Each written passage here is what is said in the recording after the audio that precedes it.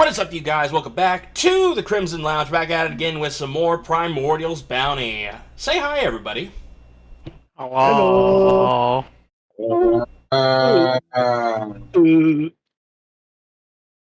Yes, we're back. Everybody's here. One of us is sleepy. Well, actually, multiple of us might be sleepy. It all depends, but one's extra sleepy. I am also sleepy. I am also sleepy. I'm the only one awake, apparently. No, you're not the only one. I'm also awake. Join us in the bed. Wow. I would rather not. Join us in the bedroom. We have cookies. Pause.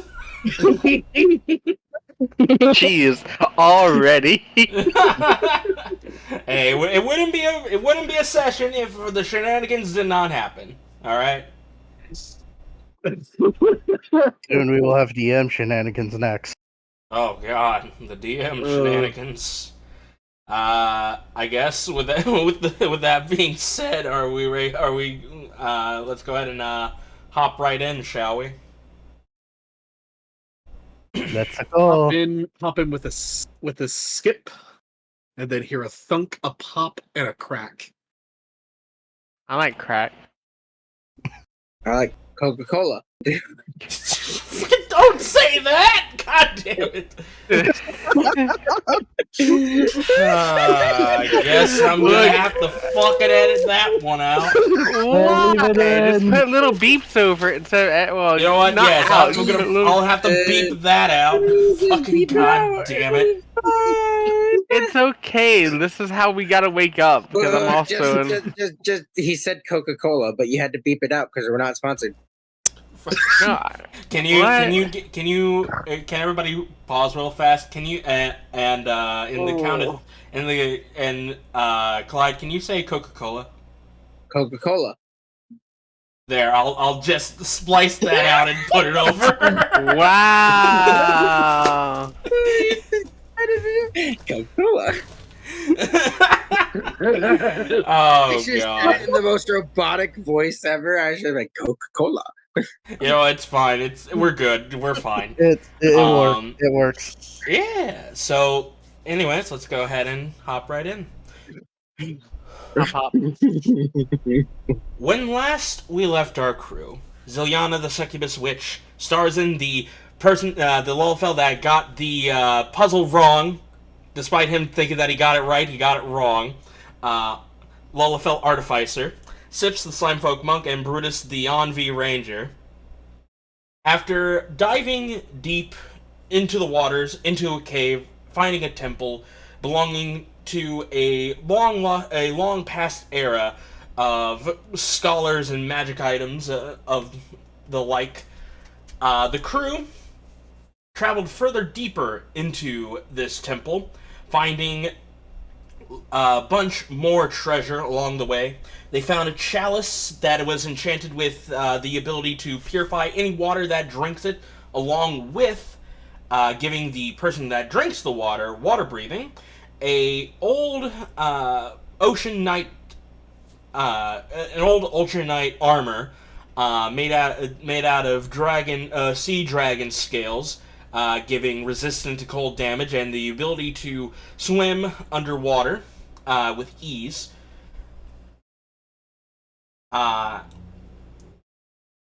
They continue down after solving a water puzzle with great difficulty, fighting a creature of unknown origin, and solving a secondary puzzle where they have to put books in the right order on the bookshelves, which they got it wrong and summoned forth two water weirds. And that is where we start off with you lot rolling initiative. I didn't think we had to be I love how you librarians say today. we got it wrong when you clearly have to call me out at the beginning. Yeah, it guys. was.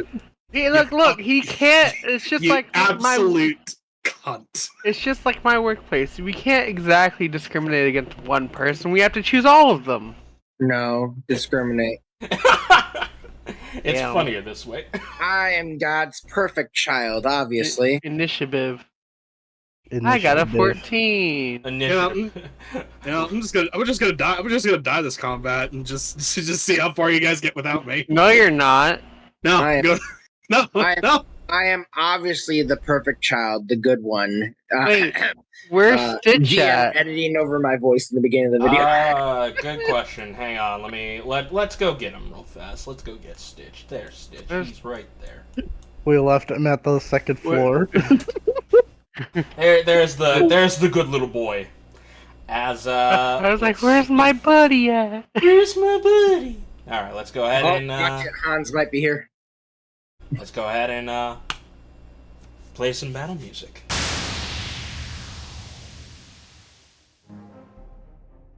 Alright, so starting off the initiative is Brutus with a 9.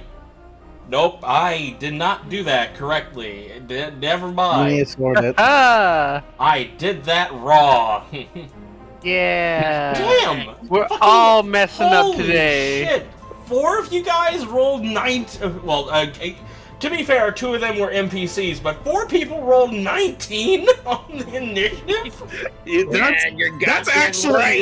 That's actually insane. And Where you're was these goddamn initials? right, I'm faster. Where were these initial rolls last session? I don't know, but it's fucking hilarious. Like, what the fuck? Like it's not even just spread out. It's just like it's all the same number. For those at home, pretty much it's like 19, 19, 19, 19, and then there's just the 118. Alright, Wow. you know, we'll just go with this order that's currently up right now. So the first one up is actually Sips. So yes, 2 water weirds appear out of the sides of the walls as a turret of water comes rushing in to the into this small little room that you're in. Something of note, you notice that the water isn't actually touching the bookshelf. It would appear that there is some sort of magic protecting the bookshelf from water flooding and washing out the books.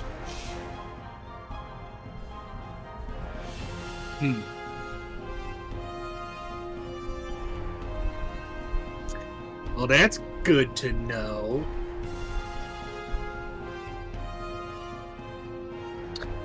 Okay.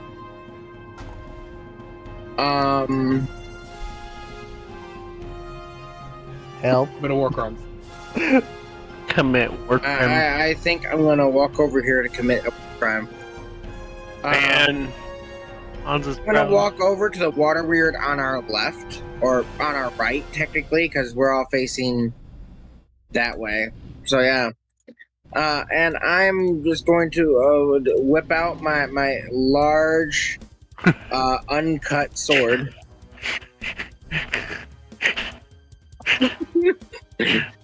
Ah, so I see you got it. I see you took the Jewish route on it. Yes, I did.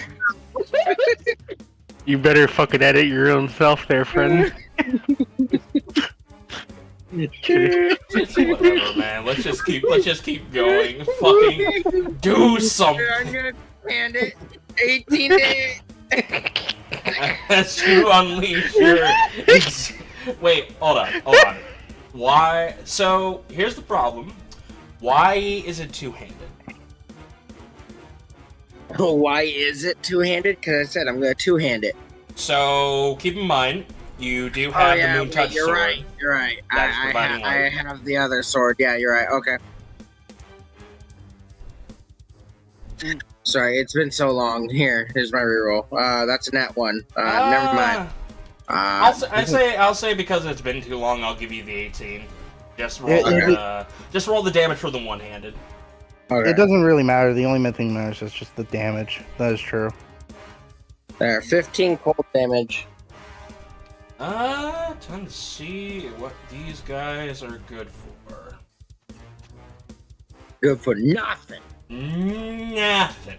Alright, so you go ahead and you come down with the sword, with the Aurora blade made out of pure cold.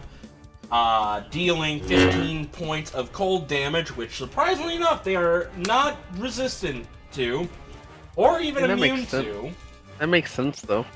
Well, it makes sense. Yeah, I guess. Eh. They are resistant and immune to bludgeoning, I believe, though.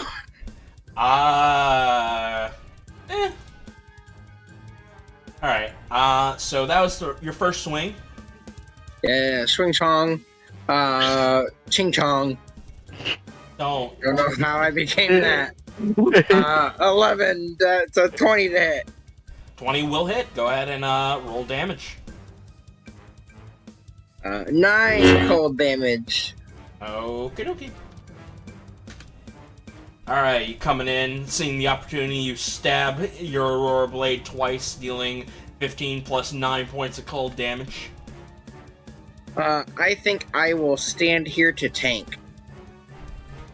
Okie dokie. Brutus, you are currently prone in the water because of the because of you being pushed when this trap was activated. I'm in danger. Yes, you are. Okay, I'm gonna get up, spend half my movement to getting up from prone, and does going through the rocks and the rubble of the north count for difficult terrain? Yes, if you're going through the rubble, it will be difficult terrain. Okay, so...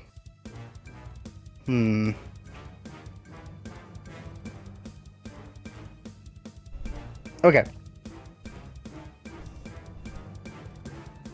God, it's been a long while. I need to remember everyone's names. It's been a long time without you, my friend. We're Forgot his friends. name. Job Forgot his done. name. Javnung. Thank you. I know he doesn't. I know he probably won't understand me, but I'm gonna like point and look at Javnung, and as I get up and go, "Take care of him!" And I'm going to move closer to the water weir to my left, which is west, and I'm going to fan the hammer of my crossbows. You can fan the hammer of your crossbow. I mean, pretty much. That's a good First shot. You can. You just don't do it like a pistol. 24, don't second believe me? shot, 22, and bonus action, Blackhorn, 11. Unless am I gaining advantage from this? Technically speaking, you are creating a line between Sips and you, and it's going through, so technically, yes, I do think you get flanking. Okay, so 24, 24, and 27. Do you have a thing that allows you to shoot within melee? Yes, Yeah, it's his crossbow expert. my Okay. crossbow expert. I just couldn't figure out which ones you have or didn't have yet. No, it's fair. I don't have the other one that gives me absolute range. Okay. And rolling Yeah. a d8. And now roll for the rest of the damage. For the first hit is a 9 with 4 thunder and 3 extra damage. Next is a 13 with 1 thunder, and the last one is a 6. Methinks that about did it, but I could be wrong.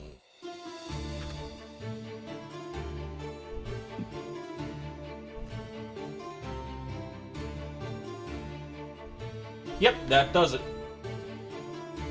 All right. So you go ahead and you just keep blasting into this creature, firing Hugo and the Black Horn until eventually it's just shot up with so much that it just turns into water and splashes into the ground.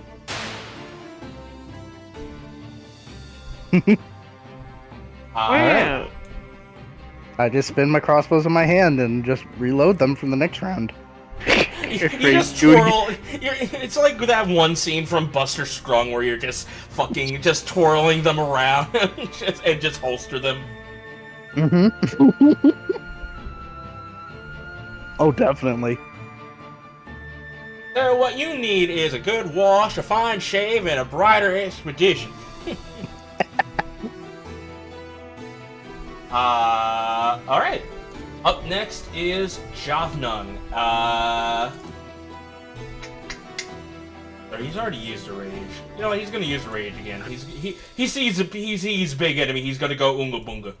So Unga Bunga, he grows big as he's gonna go ahead and hop over to the water weird, and I just get splashed for more water. I'm already soaked. Great Club, and he's gonna go ahead and use. You know what? He's gonna choose. This is a bad idea, but this is what he knows. He's gonna choose Lightning for his Elemental Cleaver. And Recklessing. Goddamn. There's just so much that a Barbarian can do. So first swing was a 23, and the second swing is a 25. Both of those will hit. Actually, let me go ahead and read what Elemental Cleaver does. Let's see here. When you rage, you can choose one weapon that you are holding and infuse it with one of the following damage type: Acid, Cold, Fire, Thunder, or Lightning.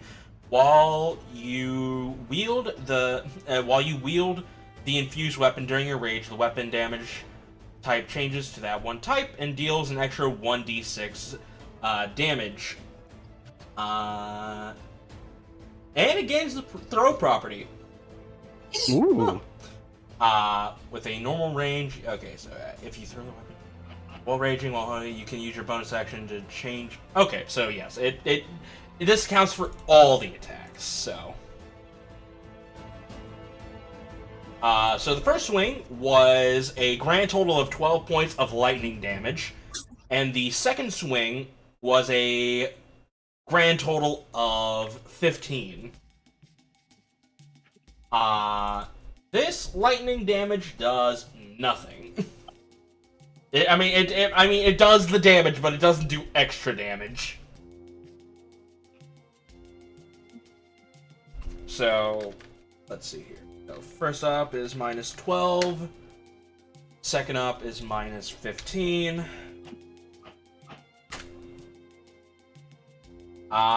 And he will go ahead and start banging on his chest like an ape, and that'll be the end of his turn. How inspirational. Metra, seeing how she is in combat, a sudden glow appears over her as she transforms into her adult form.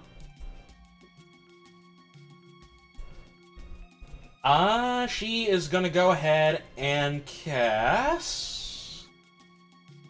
Let's see here.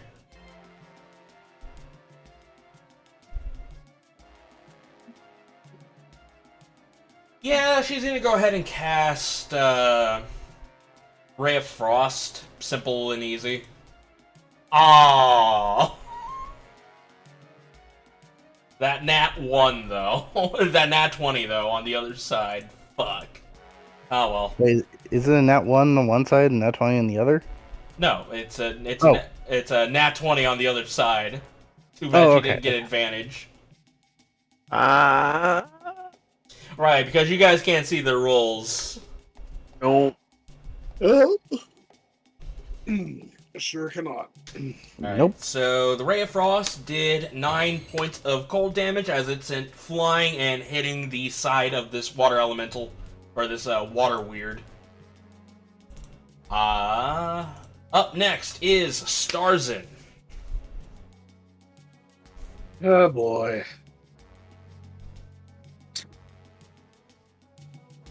I guess the first thing I need to do is I need to get just a hair bit closer. So I'll just get forward about 5 feet towards the east so that I'm still a bit of a 5-foot gap between us. Yeah. And because my arm has the reach property, I'm just gonna go punch and Cannon fist. Punch! that is 22 and a 14. Both of those will hit. These things don't have the greatest of AC. Wow, 10 bludgeoning on both of them. As you... Ooh. Alright, how would you like to kill this one? So I think it's just imagine just after it's reeling back from the from Jovnung and then getting hit with the Ray of Frost. I just first come up with an uppercut and then just like slam like a fist down on its head, like under the jaw and on top of the head. That is such a Baki move right there. As you slam this water weird into the ground as water erupts from it, as it dissolves into the water that's around it. It is dead. As they just disappear into the water, leaving behind. Actually, roll. It does leave stuff behind. Go ahead and roll me if you want to carve. Roll me a. I think we had it at an arcane check for carving up water elementals or elementals in general. All right. Do you want me to just roll one for each? Yes. Roll one for each. I don't think I can assist you in this. I don't have Arcana. I think the only one that could realistically assist me in that case would be Metra. Well, while you are doing that, Brutus is actually going to collect the bolts that he fired at the one water weird, seeing if he can salvage any of them. You know, I was gonna say that Metro was gonna help, but never mind. You got it. I mean, she could help with that one if you want. Might as well. Hang on. Let me read the thing real fast. So, yes. It's elemental. It needs an arcane check. Because it was large, you can make 3 checks per creature. So, we can count that as the first one. So, roll me one more. Another 19. Okay, Ooh. so... Okay, so you get from the first water weird 4 water elemental crystals. Alright.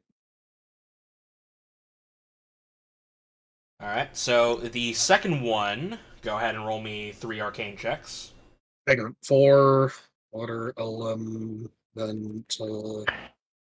crystals.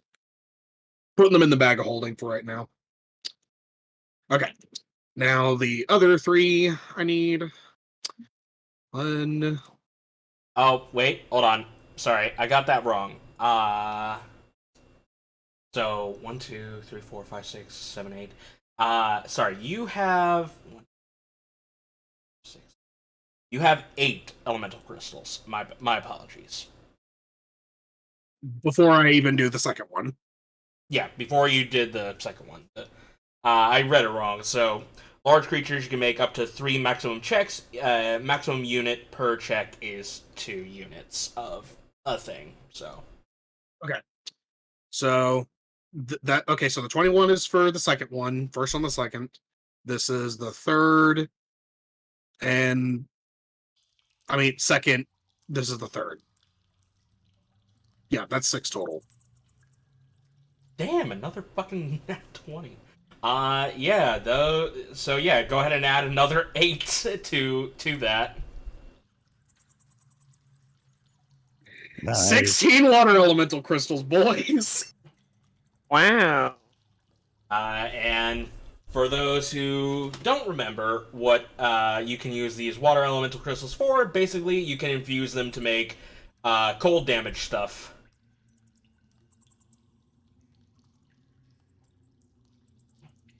Cold damage is fun. Cold damage is fun.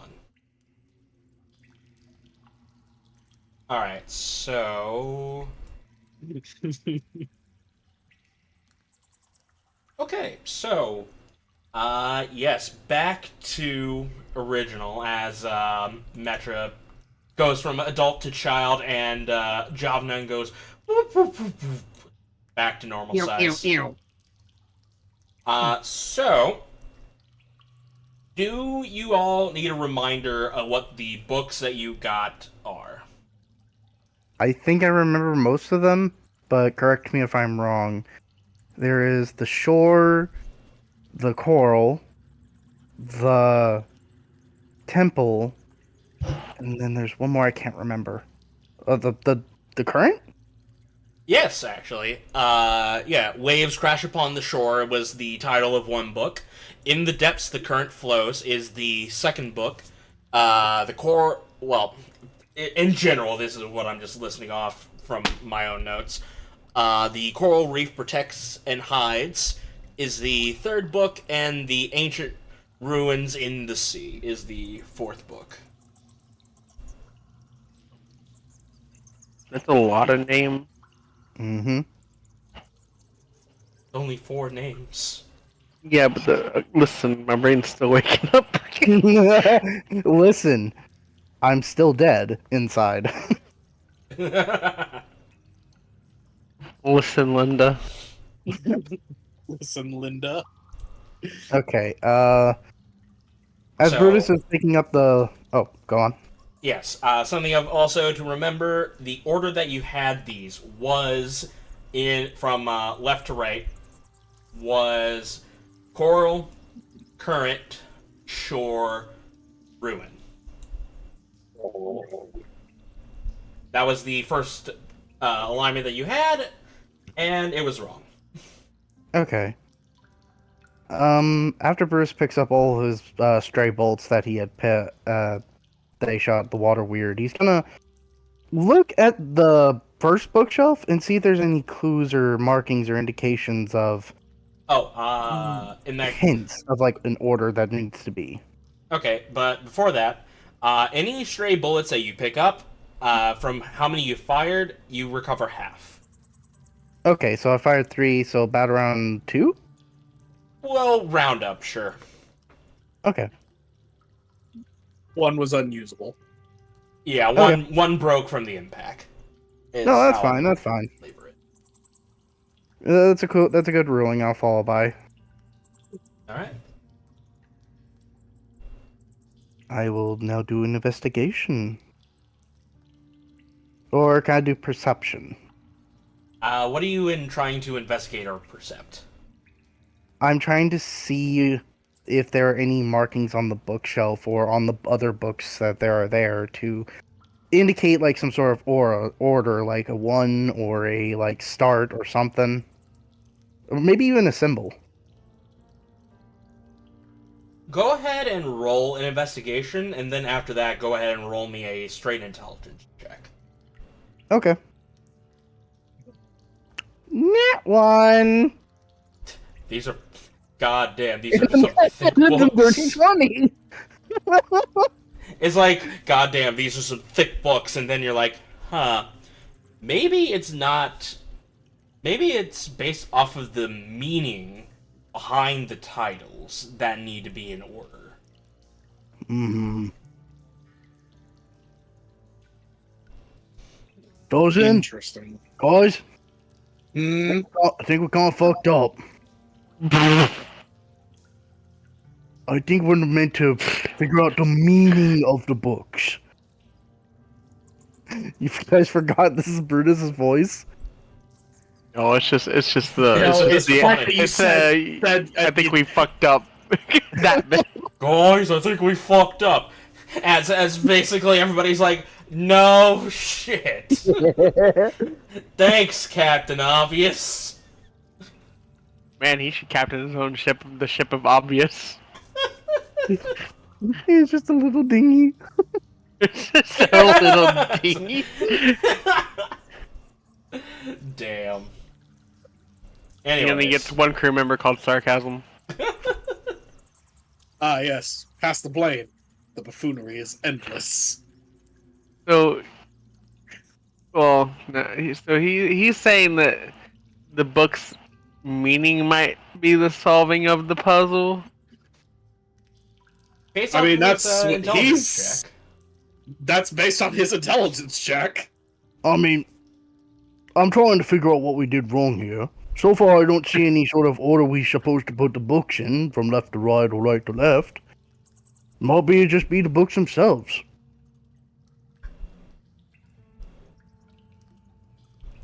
Can I look at all four of the titles and try to make, and based on the information Brutus has given, try to discern a meaning?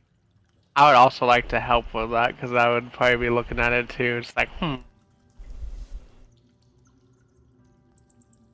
I'll tell you what. I'm gonna pull a page out of Monty's book here. I'm gonna let you guys use your out of game knowledge for this. Out of world knowledge. I want you guys or out of game brain. Yeah, out of game brain. I want you guys to think of this puzzle first before I start letting you roll to find out hints. Okay, so what's the titles of the books again? So the first book is Waves Crash Upon the Shore. Oh, hold on. I need to get a thing for this. Gonna pull out Open up. Notepad. Yeah. Open up. Docs. I'll tell you what, I'll go blank ahead doc. and start typing this into the Roll20 chat so you can copy and paste. I already got it. Waves that crash upon the shore. Alright. Oh my god, it stopped typing. No. Wave. Crash. The typing crash. Sure. Okay. I got that one.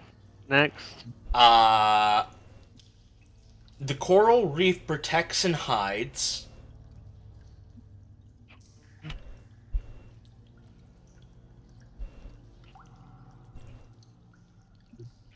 Alright.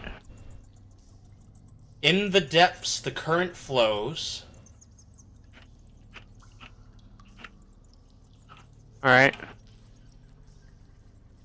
Ancient ruins in the sea. Ancient ruins of the sea. Alright.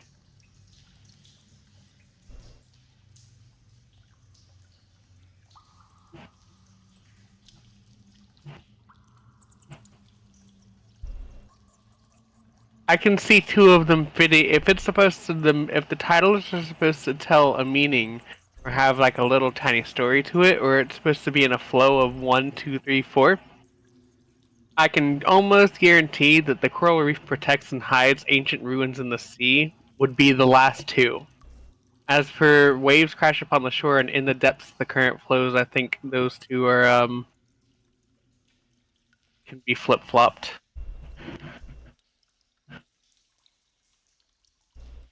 Because it makes sense saying that the coral reef would protect and hide an ancient ruin in the sea. So that can be 3 and 4. Let me label these. Okay. 3, True. 4. Waves crash upon the shore and in the depths the current flows.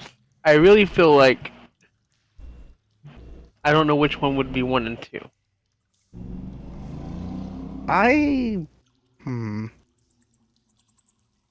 Well, let's look at it like a poem or something that rhymes together well. None of this really rhymes, because sea does not rhyme at all with flows, hides, or shore. Well, it flows narratively better. How about that? Yeah. Because to be honest, waves upon a shore, is that what it's called? Waves crash upon the shore. Yeah, Waves crash upon the shore. Doesn't exactly match well with most of this, I'll be honest. Okay, yeah, I would say that would be like a last line in the story. But... I'm gonna put it out there. So I'm gonna read this out like that's how I'm thinking maybe. Tell me which one sounds better. In the depths, the current flows. Waves crash upon the shore. The coral reef protects and hides ancient ruins in the sea. Or you can say, waves crash upon the shore. In the depths, the current flows. The coral reef protects and hides ancient ruins in the sea. I don't know which one of these sounds better. It could be maybe waves crash upon the shore goes last, but I don't see how that would go last. Well, the only reason,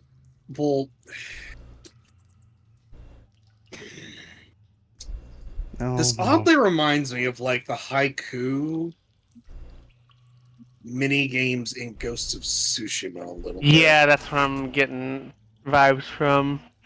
Wait a minute. And like, if you're trying to look at it from a haiku perspective, then waves crashing upon the shore could That would easily go last. be. That could go last. It could go last in that case, or it could go first. But in that case, I think it would be better suiting as last, where it's in the depth, which in the depths the current flows. Coral reef protects and hides ancient ruins deep below, and then waves crashing upon the shore. Yeah. The only fucking thing about it is haikus are usually three lines. Well, yeah, that's. Yeah. I'm not trying to compare to the. But you're comparing you're comparing the one line could easily be the finishing line of it. Yeah, I'm not really comparing it by the verse. I'm comparing it in how it's supposed to be arranged. Because haikus are really fucking like that. Let's see. In the depths, the current flows. The coral reef protects and hides the ancient ruins that in the sea waves crash upon the shore. I want So you to three know, do I'm mix together. I want the audience to know right now. I am smiling right now. Yeah, we're probably not doing good, but that's okay. I won't say anything. Of course Okay. We're gonna have to make a statement here. Do we want the waves crash first or last? Heck. All right, let's give it a last in line. Let's give it a try last in line. Okay. I mean, since we already kind of accepted that three of them pretty match up well together. Yep. So all right. This is the structure. If we're making that last, this is the structure. In the depths, the current flows. Ancient ruins in this. Not ancient ruins. I typed it wrong. Coral reef protects and hides ancient ruins in the sea. Waves crash upon the shore. That's the structure we're going for then. If we have waves crash upon the shore in the last bit, I think we could give it a try. I guess we can. The real question is, in what directional order do we want? Last time it was like here to this way, right? That it was left to right. I will say there are notches within the bookshelf that is pointing that way. So. Okay, so. We know the correct order is left to right. Okay. All right. I'll face the consequences for this one. I will. Brutus will step out from the water, and I think he'll perch up on the rubble and ready his crossbows in case any creatures or traps attack. Okay. So, actually, I'm gonna leave him back here. Wait, could I have Stitch put the books on the thing for me? Oh yeah, you can. You can. There's nothing saying that you couldn't. Yeah, Stitch put the books. Okay. I will move myself in front. I will put it in the order it's left to right, right? When you're looking at it, like, say if you were in the room and you were in Stitch's eyes and you're looking at the bookshelves, order is this way to this way, right? Yeah. Okay. No, it's the other way, I think. What? This way? When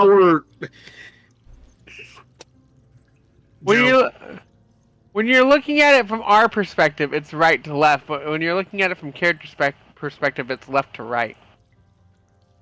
Is it this way or is it this way? The first one. So our left to right. Not our left to right. So characters right to left. Okay. Yeah. I think we were way overcomplicating that. Okay.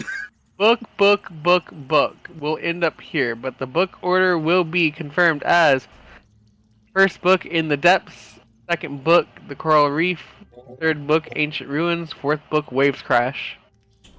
Alrighty. You go ahead and you put all the books in. Whirring sounds are being heard as the two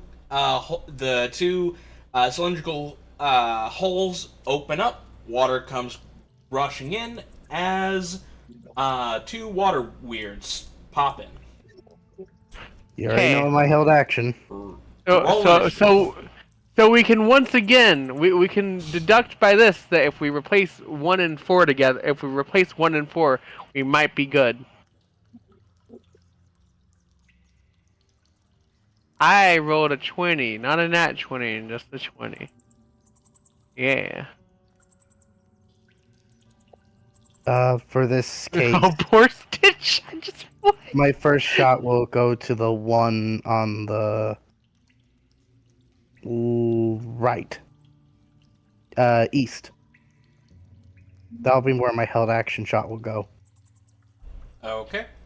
Wow, I rolled an 18 on initiative again. Methinks Clyde might be sleeping. We were having a lot of puzzle talk, so it might be a good intuition. might have been a good sleepy talk. Okay, so then I'll just go ahead and do this. I heard a small sound before you did that. I also saw the small sound. God damn it, Clyde.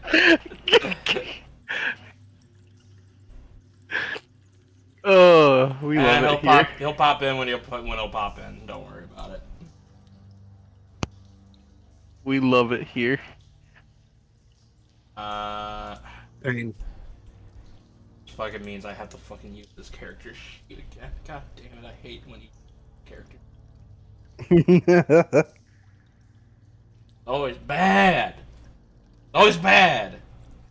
Anyways, gonna go ahead and descend. 3 people roll 12s. Why is? Damn, Wait, he rolled. I know. You... I don't get why I did that. I guess he was just right there, and I was highlighting all the NPCs. From near top to pretty much bottom. Yeah, that sounds like me. By the way, the water knocks Stitch prone, as I will go ahead and hit the combat music once again. Yeah. We're gonna put this on shuffle. What the? Alright, so starting off is Sips.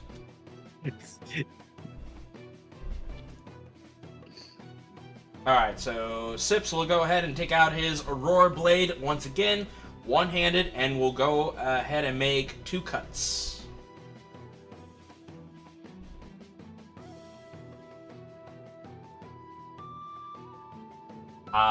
With a 20 and a 21. Both of those will hit. First one dealing 11, and the second one dealing 10 points of cold damage. Taking, I'm fucking up all my words right now. With no hesitation, he goes in and starts cutting away at these creatures. Dealing altogether 21 points of damage. Oh boy. That will be the end of his turn. Metra will once again transform from child to adult. Ah, shoot, here we go again.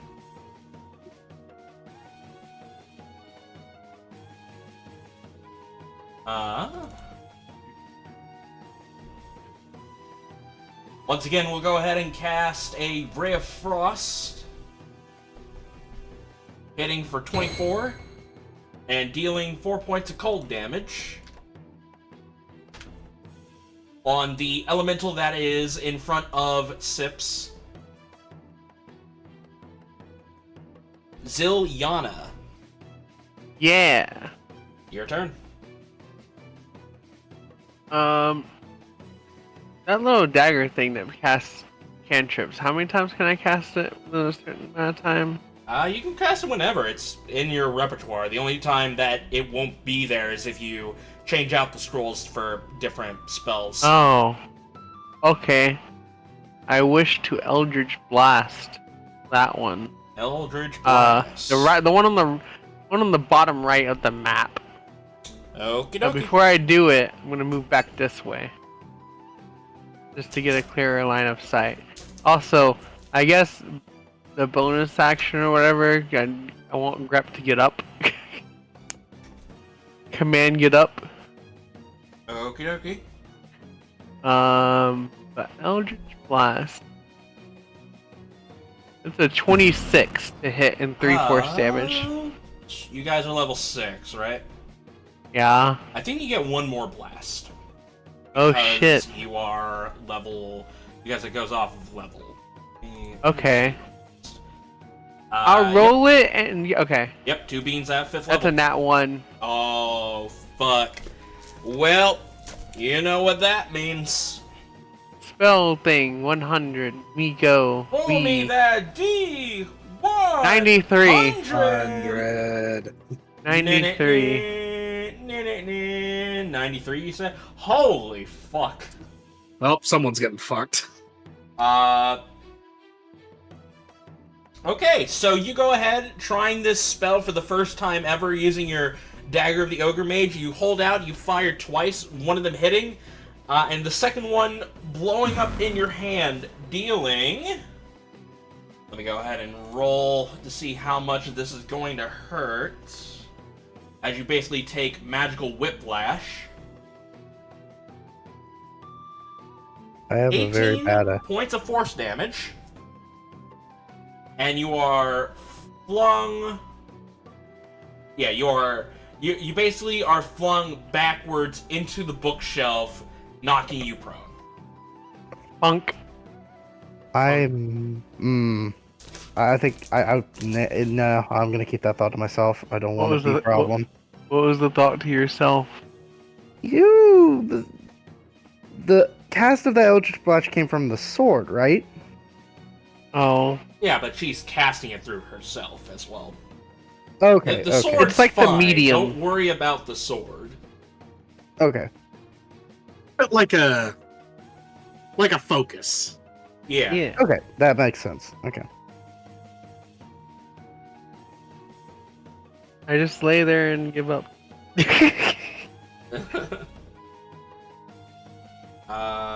Okay.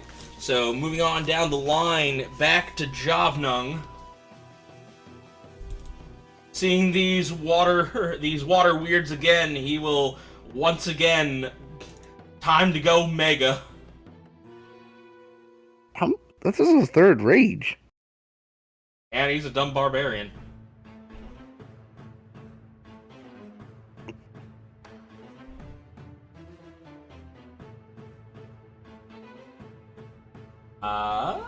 With a reckless attack on 2 of those swings. First one is an 18, and the second one is a 26, dealing a grand total of... Let's see here. The second one is 15 points of damage. The first one is 15 points of damage. The second one is 9 points of damage. Altogether, dealing 24 points of damage. Oof.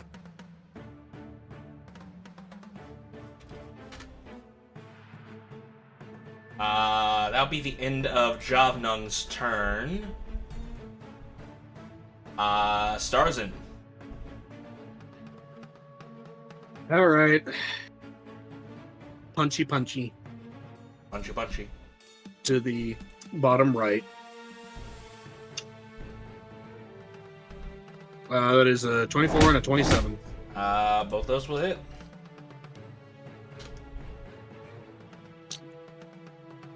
That is a... Oh, I guess Sips walked away. Oh. Or did fall asleep. I don't know. They're back. Not in call, but back. Anyways, my damage was 12 and 14, so that is going to be 26 points, I think. If I'm doing my math correctly. 26. Yep, that is 26 damage.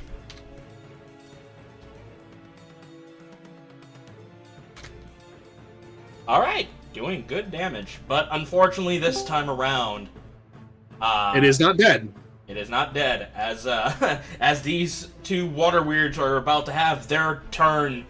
Finally. Can I at least use my bonus action? Oh yes, go ahead. Go for it. So what I'll do is I'll actually. Okay, so the lightning damage didn't do anything other than just damage them when Javelin used it, right? Correct. Okay, so I'm just gonna use my bonus action to cast Static Bolt at the one to the bottom left.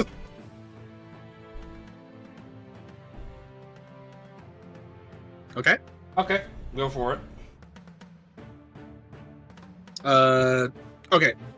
Is this a straight roll or is this disadvantage because I'm in technically melee?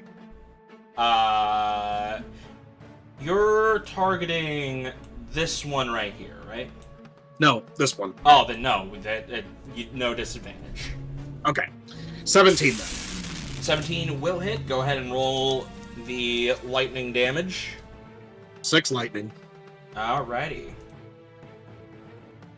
Perfect timing, too. As you go ahead and you zap this creature with your lightning bolt, turning it into a puddle of water.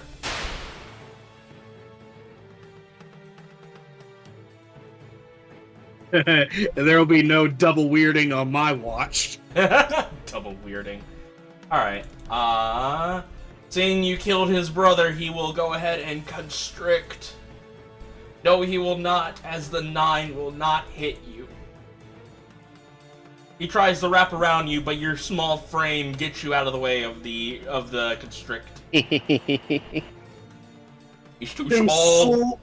Too slick for you. Too slick for you. Alright, that'll be the end of his turn. Brutus, your go. Alrighty. Whew. You know what I'm gonna do? First, 18. Second, 17. And third with Blackhorn. Nat 20. At this point, I would just say, do you want to kill him? Yeah, you're gonna just kill him. I think you're gonna do, that first one, the first attack does kill him. The first one just kills him. I don't even need to roll the second two. Well, you kind of did already, so. Look, you tell me to roll the attacks first, then damages. I just following what you say. I know. all right. I'll let you have the fucking 2. I won't let you waste 2 your fucking things. The next time, allowing it. All right, I'll follow the other way then. Wow. Do what Clyde does and just ask, still alive? Still alive? Still alive? Is it still alive? Does it Yeah, still too breathe? No, bad. it didn't Does breathe it in the still first place. breathe? Is it still a... Oh, Is it still a problem? No, it is not, as you fire the bolt directly into the head of this water weird, as it also becomes a puddle. Idle time. you know what? At this point, Bruce is actually going to comment and just say, at this point, we're just harvesting crystals. Oh shit, you're not wrong. Hold on. We found a glitch in the game. Infinite crystal farming glitch. Let's go. Oh my god. I'm going to go collect my bolts. I fired 2, so I get 1 back. Infinite crystal farming glitch. Now, Let's go. I know you say that, but due to all the junk that you have in your ship already, that's basically collecting dust. At this point, I'm not worried. So what you're saying is I could totally go for more crystals. I mean, heck, we could just sell them. Yeah, you could sell them. Yeah, go ahead, go for it. Yeah, I'm not hearing enough. Yeah, go All for right. it. You fucking roll Arcana. 1, This time, Metra's not going to assist, as she is going to go ahead and try and help figure out how to solve this puzzle. You know what? That's probably a good idea, because I think I have these Arcana checks on my own. So what did you roll for the first one? 19 on the first, 26 on the second, and 18 on the third. All right, all those succeed. Go ahead and add 6 water elemental crystals into your inventory. 6 more. Wee! Oh, God. 6 more. Wee! All right, go ahead and roll 3 more for the second one. Yep.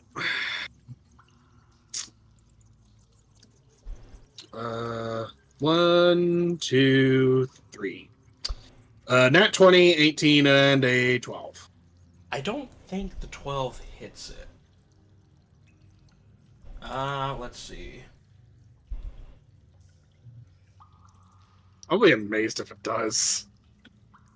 It is... Oh, plus half the... I mean, if it starts at 12 by default, chances are no. Yeah, no, unfortunately, not. Alright, so what do I get from the nat 20 and the 18? 6 crystals. 6 more! Woo! Woohoo! Alright.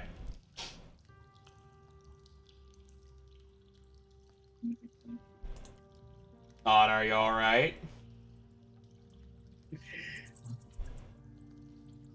I'm fine. I said on. Oh. I was eating. I just see I just see the text that you put in the chat. I'm just like, huh. Is he complaining about this, or something happened where he's at? No, I was whispering to just Creepah to be a little shit. Ah, I see. You're whispering at me to what? I was being a little shit, and I was saying, "But bitch." You're just whispering to me just to be funny. Yeah. Okay. So you know what the funny thing is? Yeah. Now you still have do you still have a puzzle to solve? No, I was gonna say through this puzzle alone, I've gotten almost 30 water crystals.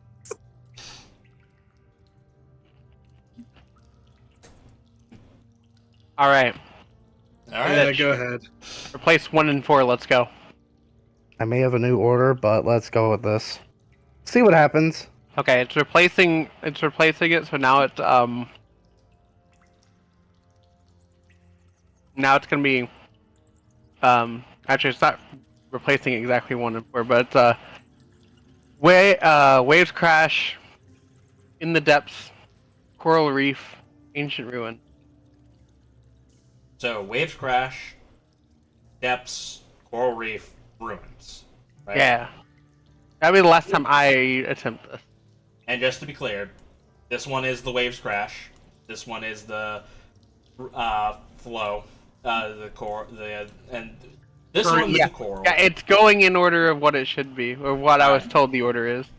As you go ahead and you slot those books in, a can be heard as the sound of bricks moving opens up on 2 sides.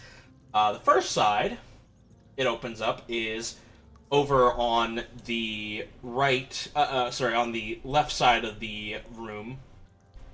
Let me go ahead and move this out of the way. When you're done with this explanation, I got one thing I really want to say before anyone else does. So finish the explanation, I got one thing I really want to say. Alright, it opens up to this passageway that leads into a hall, and it also opens up this small little pocket that contains a book. Alright, am I free? Yes, you are free. Fuck all y'all, I had it the first time. It's Alright, even more... What's it for? It's even more hilarious because Brutus also had it the first time. Yeah. Oh my god. That was my first suggestion. and Yeah, then when we were I like, when I "Wait, heard wait, it wait." first, I I was wasn't like, here to do the puzzle. I was had nappy. Waves crash, depths, coral reef, ancient ruins. That sounds like Alright, a good I'll structured afford order. And then someone got in my head about how haikus can end off on the bit. I'm like, okay, well maybe I'll give that a try and ignore my idea. No, that idea failed. That would be Creepah. Yeah, it's also so got to me fucking, too. it's so fucking hilarious because the both times where it's like you guys got it right, somebody's like, "Nah, that doesn't sound right. It should be this." It's just like, I'm gonna oh. be honest. I think it was Creepah both times. I'm not lying. I'm gonna fucking hang myself. I swear to God. I'll help you. Make sure to use a sturdy rope. Because the puzzle is Brutus. done, can I go ahead and tell you what the meaning is, essentially? No. Sure. Yes, do it. Alright, let me go ahead and find the thing real fast. Right.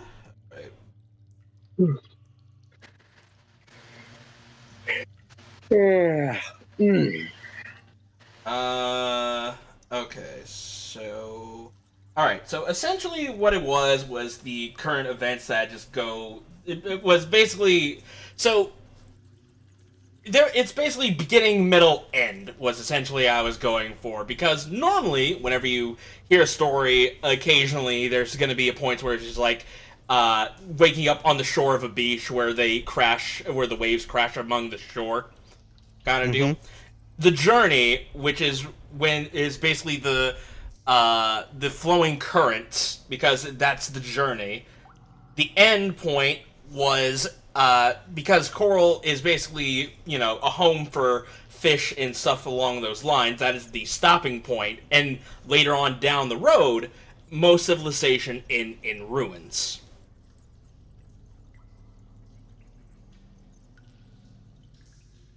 See, that makes sense. Whoever thought the haiku idea was dumb.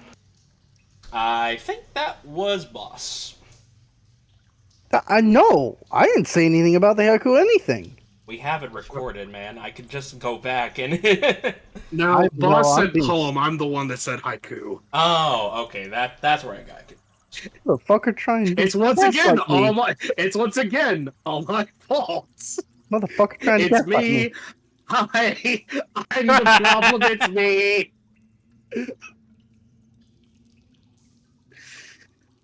Brutus will go collect the I book. hate everything. No, I want the book. You I want can the get book. Pick the book. I'm just So gonna go pick let it me up. let me go ahead and describe this book. It is a water-resistant book bound in rugged shark skin, designed to withstand. Basically, it was designed to withstand the harsh underwater environment. The cover is of a blue texture, adorned with mystical symbols and runes relating to ocean currents and water magic. As you unhitch the book and look through it, you see that the pages glow faintly with a blue light, filling with intricate illustrations of waves and marine creatures, reflecting the deep connection to the sea. Oh, now this is a very pretty book. I'll wander back to the group with the book open and kind of flipping through it a little bit.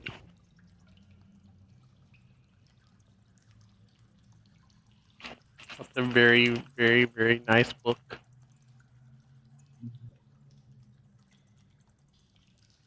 It's so precious. Now,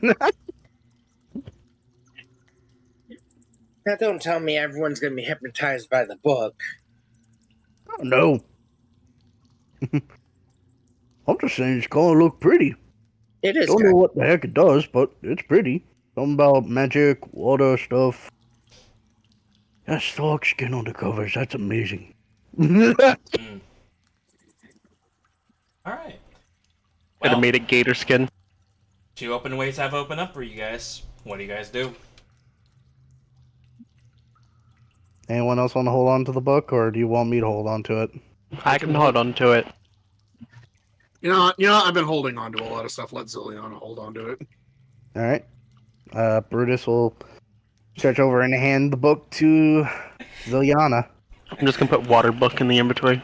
Water. Not a goddamn word, Joe. What? What's going on? I'm curious now. Yeah. Sure you have He's been so busy being everybody else's backpack when it comes to solving these puzzles that he's gonna finally pull his life and carry something else. Solving these puzzles, he messed this one up twice. That's why I said he was too busy being the backpack. Oh, weighing yeah. everybody down. Yeah.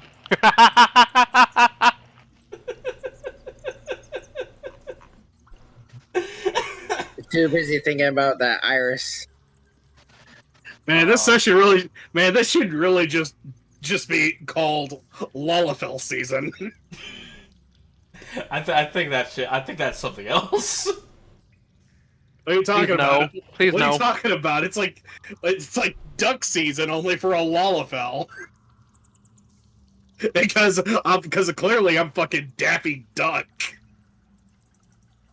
Well, it's called Lalafalling. Oh God. Anyways, Yeah. Anyways, moving onwards. Sips, you want to go first this time, Ron?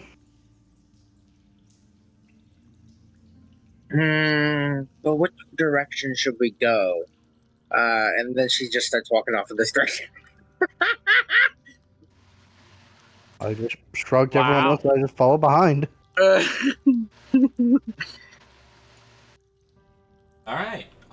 You go ahead and you follow down the hallway, which leads into two intersections. One leading up north into a room that is definitely covered in rubble and debris, and the other one is, slightly less rubble, but you see shards of broken glass, and and both of them have illustrations of like a magic circle that has been destroyed and faded through time and stuff like that.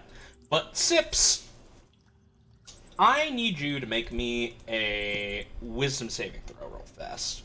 Oh, baby, I love making saves.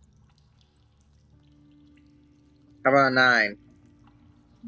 You don't know why, but you have a feeling that something is pulling you into this room. We're just going. That the one on the right. We're just going.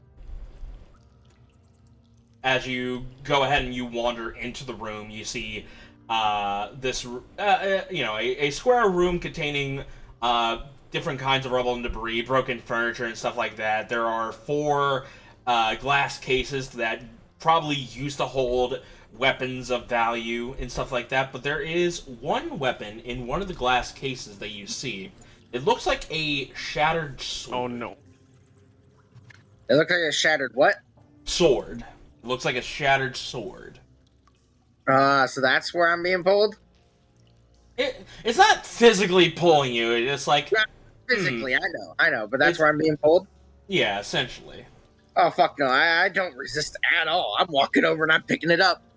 At first, Brutus just walks in, falling behind, and goes, "So what'd you find shit up, Sips?"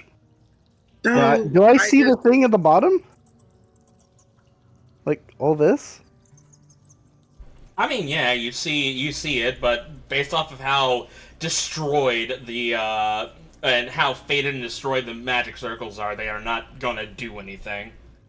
Yeah, so you all just see Sips. She like just kind of wandered into this room, and it looks like something caught her eye, and she's just now like picking up the pieces. When you ask what she found, she's like, "Oh, I kind of found a sword." So here's it might be useful. Here's the fascinating thing as you pick up the handle of the sword. Now, you would think that, the pieces are shattered, meaning I could just pick up this one piece and all the other pieces will remain right on this table. Not so. As you pick up the sword, all 2 pieces that were that looks like it's still connected to this sword comes with it.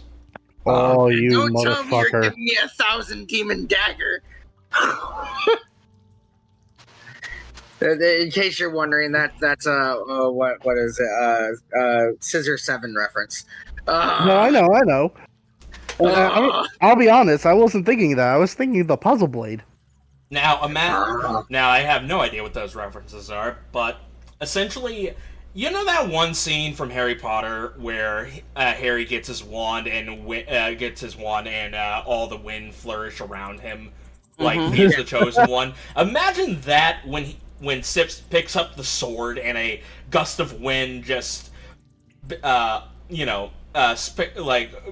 bursts out from the sword in a non-harsh way, but more so of another hand has touched this blade, kind of. Another hand touches the beacon.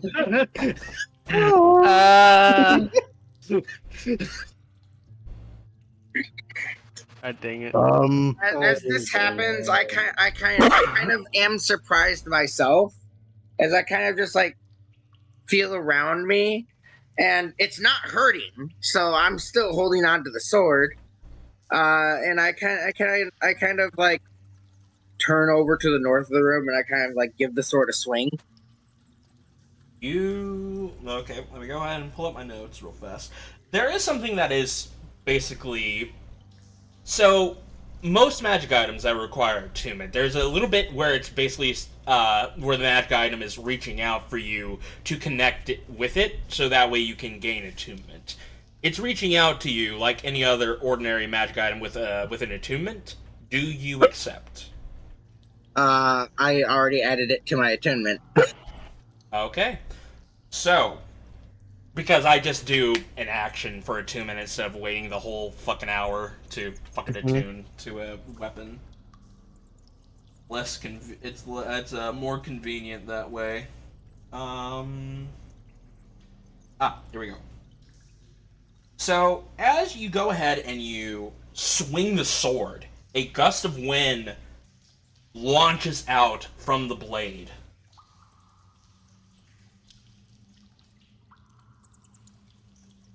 And as Brutus. it hits a piece of the rubble, you get the feeling that you can pull it towards you or launch it backwards. Okay, I pull the rubble towards me. And the wind will go ahead and pull the rubble towards you. So, essentially, and you also feel lighter on your feet as well, as basically the wind is around your feet, giving you, I'll just go ahead and tell you what abilities you get. So currently, right now, you have two pieces on this blade, not counting the hilt and stuff like that. So essentially, what this blade gives you right now. It gives you 3 uses of Misty Step per short rest. Give me a second. 3.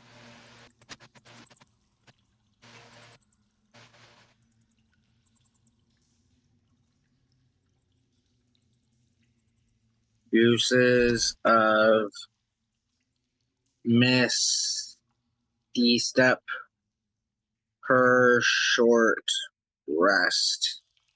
Okay. And, as an action, you can make an attack roll on a... Well, actually, sorry. As an action, you can choose a creature within 20 feet of you. If it's an ally, it automatically hits, and you can push or pull them 10 feet away, essentially forcing them to move. Or, if it's an enemy, you would make it a range... You make a melee attack roll. You can push or pull them, and it deals the weapon's damage.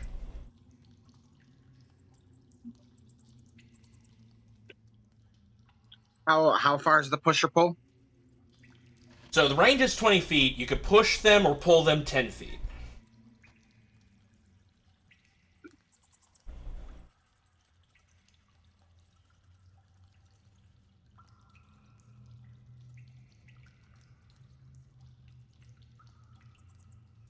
Essentially, what this does is allow you to help maneuver basically manipulate the battlefield by pushing and pulling allies and enemies out of dangerous situations. That and also giving you the ability to essentially teleport up to 30 feet.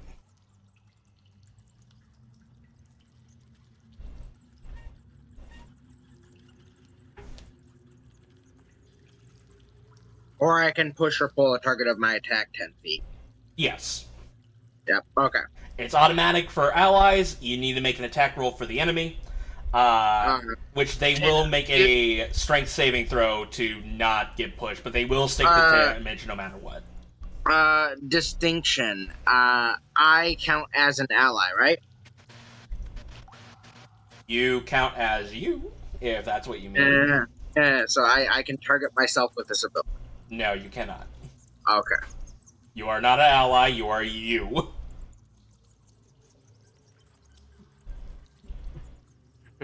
I'm an ally to myself. Okay.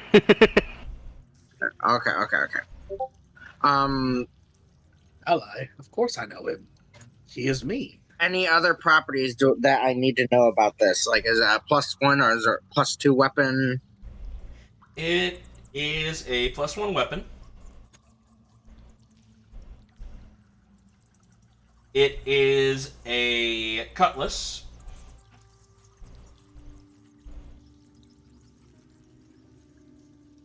I don't know what cutlasses do, but okay. Let me go ahead and go to blacksmith. I think cutlasses are in blacksmith. Yeah, Oh. I have a cutlass. Bing bong. What's the damage die on a cutlass? A D8. It's a D10 on this one.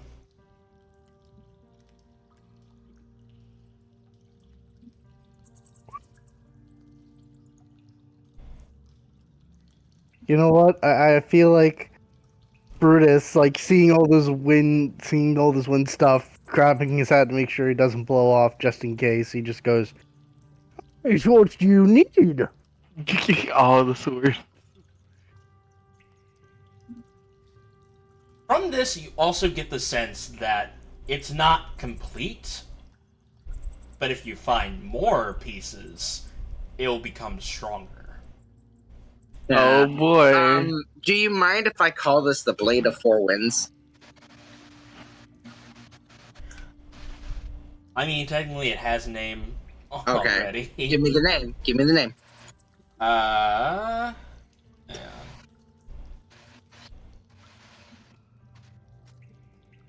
It is called, if I can just fucking find my notes on this.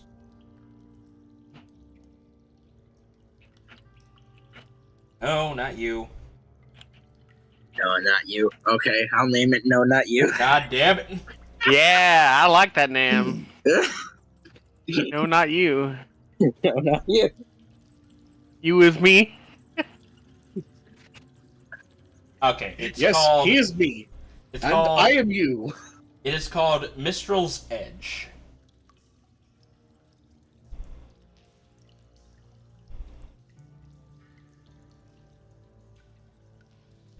Okay.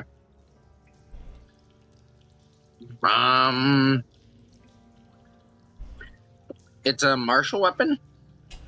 Let me see here. Yeah, I think cutlasses are martial. Yeah, they're martial.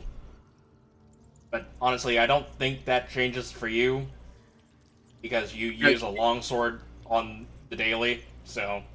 Cutlass has finesse as It well. doesn't change for me unless I want to like modify it or something, but like I'm not doing that. Okay, martial. Does it have the versatile property or no? No, it does not. Okay. It is a light finesse weapon, though. That is the other thing that is different about it. It has the light feature on it.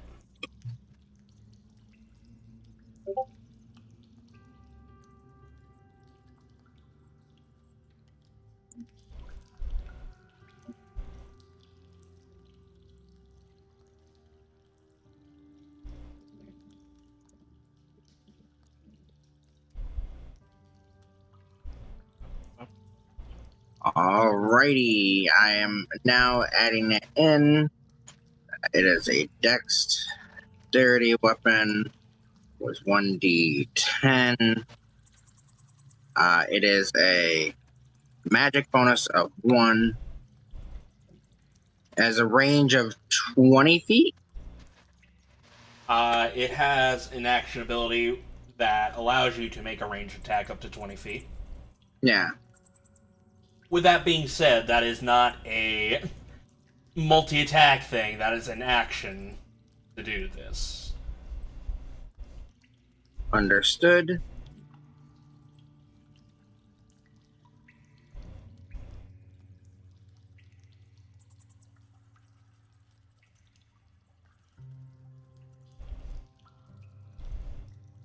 But yes, you found this weapon in this room.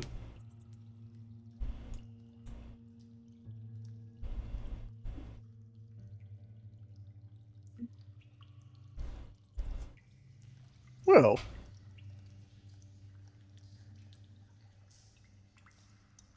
you happy with yourself, Sips?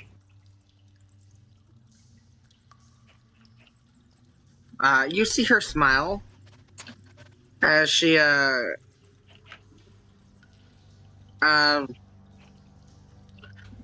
know, this weapon doesn't have a sheath, does it? It does not, no. You see her smile as she kind of looks at the weapon and sees what it does, and she kind of like starts getting a feel for it as she says, yes, this actually does make me quite happy. Can't wait to try it out.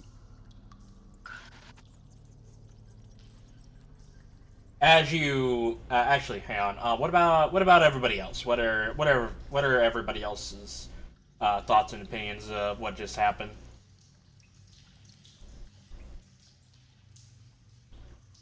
I'm actually not quite sure. Brutus is not entirely sure. At first, he was worried because of the whole magic circle thing, even though I think he nearly knows it's not a trap, but he was worried for a second. But then seeing all this cool stuff and seeing how Sips is very comfortable with it, kind of just like, Loki. I've That become kind of feeling. acceptant after saying that it was not a harm, at least so far that I know of.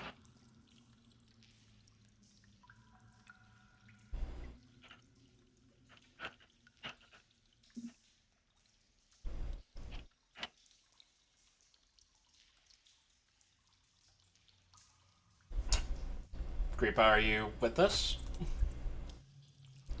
Oh, he's muted. So he is not with us. Ah, I see. Well, anyways, you still have rooms to explore, so... Mm-hmm. Well, we still got other rooms to go around. Still want to explore. Bonk. Bonk.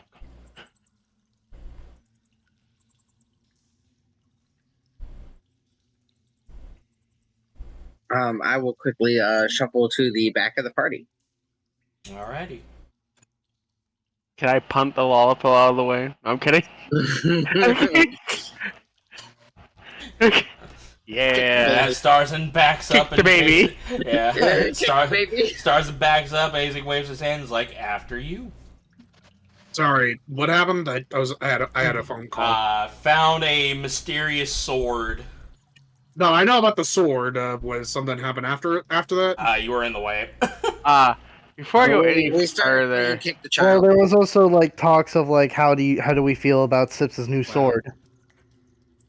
before I go No, any it's further, okay. I Go just ahead. want to make sure that there's nothing at all before I enter this door that looks any bit in the slightest bit suspicious that might get me killed. I have entering room phobia. Okay. So I'm gonna. Perception's the right thing, right? Perception check, yes. Yeah, 24. You look around in this room before you step in, and honestly, if there was anything in this room, due to time and age and how much damage that this entire building has taken, Dead. from from all the time that it's been down here, it probably would have been broken or disabled at this point. However, you do hear something in the hole in the wall, Over just that way.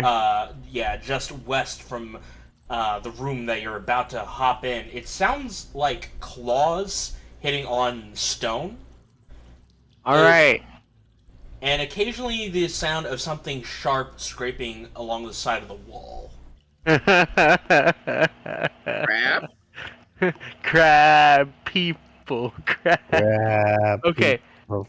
I'm gonna look back and give everyone kind of like a hushed little, like, I guess, sign, because now I wonder if it can hear us if we try, if we talk. So I'm gonna give it like a little, like, put my hand down, like, be more quiet thing, and I'm hopefully stealthily into the room because of anxiety. Let's go. Sneaky sneak. That's a 13. Brutus will also stealth in response to this and pass the message along. And I'm also gonna point out that it's over this direction. I should do that. Point that I hear sounds over that way. I'll point to my Can- ear and I'll point over that way. Man, what is trying to be stealth? Yeah, hold on. I need to get grep. I'm wondering, should I just use my point just to get a 16? Where is my sneaky? So, There is thank my you. sneaky snake. Bitch, what'd you roll? Wow, 22. Fuck you, bitch. Better Guess I than really me. need to. Guess I need to roll stealth and see what I'm gonna get. Watch me get higher than Brutus. So if you do get higher than me, Natural 20. Eat my dick. I'm gonna move us over here, but I'm gonna put grep right here in front of me. Grep be my wall. Let me go ahead and get everybody else before you start moving shit. yeah. I was moving as far as I can into there to give everyone else room in there. I see.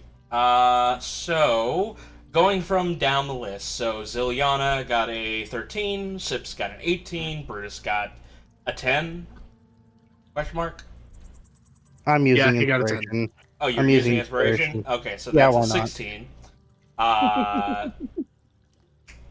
Metra got a... Was that Metra? Yeah, I gotta look at her. No, that was not Metra. That was Jobnung.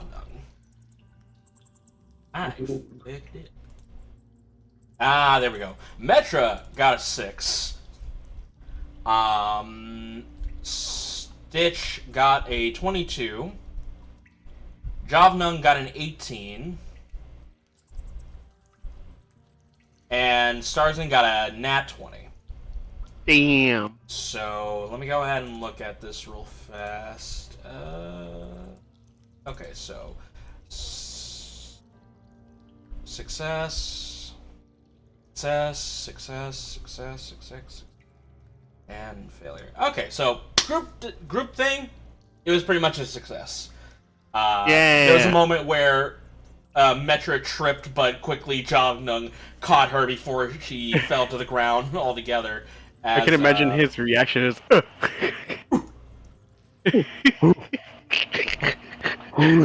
That's right. After you introduced him that way, I can't unhear it and see it. So, Creepah, are you gonna leave your character there, or what's the... Right here is it. Right here, if I get low enough, I can be concealed, right? Yeah. Okay. Yeah, I'll be right there. All right. Okay. So, you all quickly hide within the room as stealthily as you can. You hear the sounds of the footsteps, the occasional sounds of, and the sound of something tapping, something bone just tapping on something made out of metal, based off of what you're hearing. Yeah, I'm not going crazy. Yeah. And now everyone can hear why I went sneak, please. Could I try hug this wall here and do a perception as I look in the corner? I mean, you probably don't need to roll perception, but you can go ahead and hug the wall and try to look. Okay.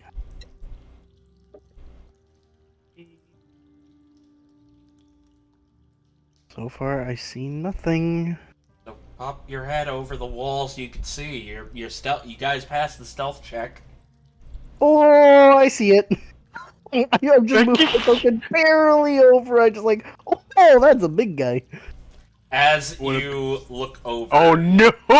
you see these creatures with giant shells on their back, sharp, elongated blades for hands, claws for feet, but with a beak.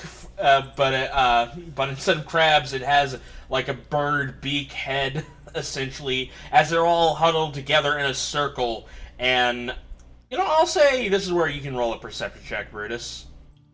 Okay. I don't like this anymore. I like this game.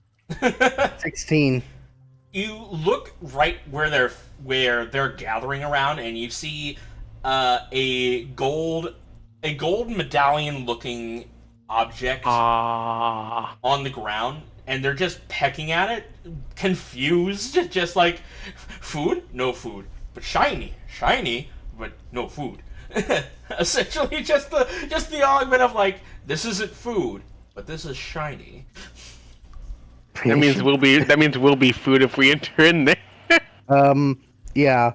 Brutus, after seeing all that, holds up his hand for 4 enemies, and he gestures them to being big, and then he holds up one finger, and then he like gestures to his coin pouch as like valuable thing. Now, I will say, unless you guys roll for it, none of you know what these creatures are. I want to attempt to roll. Go ahead and roll with disadvantage. What will be the roll? All these would be with disadvantage because none of you guys are residents of the Underdark.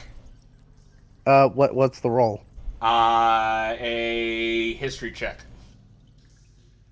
Okay. 6.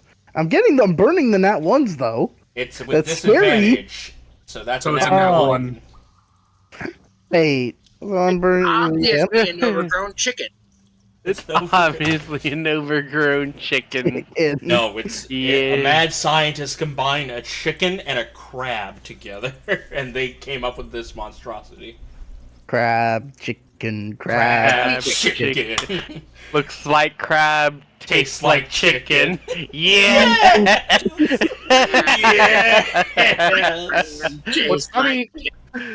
What's funny is that from my current angle, I can actually see one of them. Yeah, I can see the big one. I can see the big one. I can't see I can't see any of the other ones. I can't see any of them, therefore I'm not rolling. Wait, what if I just went up there and just like fucking tossed a ration in a different area? It's up to you. But That's a really bad idea. Currently, they are unaware of your presence. What if I just wielded 2 swords in my hand, made myself look as close to resembling one of them as possible, and started making noises like them? You know what? That would be your choice. I can see one. I can see one of them. I can see the big one that's right there. So yeah, Brutus is asking a question. Do we want to do surprise attack? Could I do the same roll with disadvantage? Sure. Yeah. Yeah, you can. If you can see him, you can do it. All right. I'll just do it. You have no idea what these horrible hooked creatures are. I mean, it's a 9, so it wasn't terrible. Yeah, you have no idea what these horrible hooked creatures are. I don't know where I want to be. We can try to kill them, but I have a fear. Before we do anything else, I'm also going to look towards Sips and just quietly whisper if she has a potion.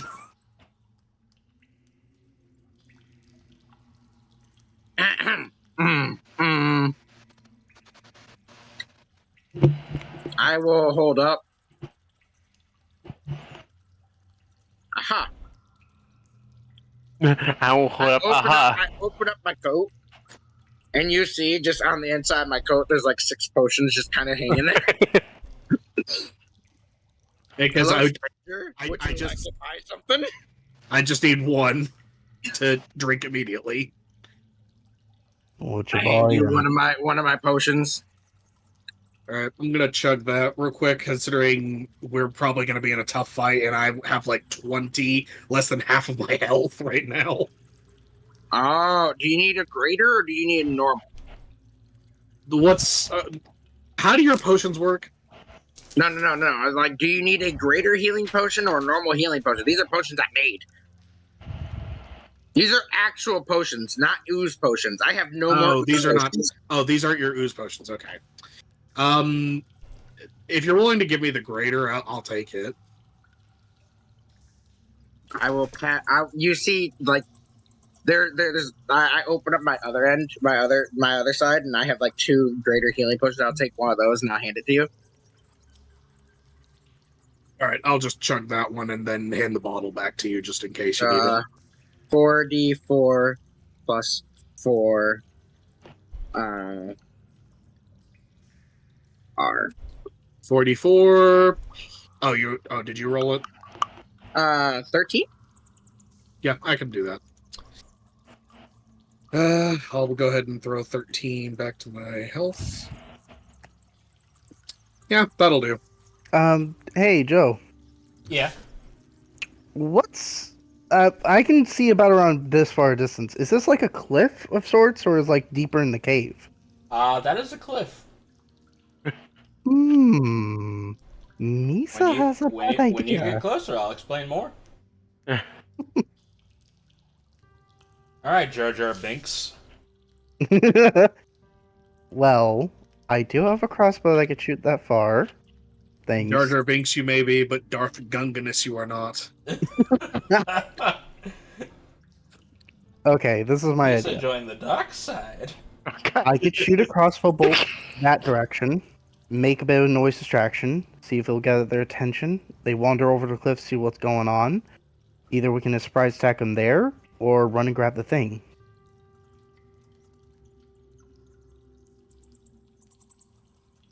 What do you guys say?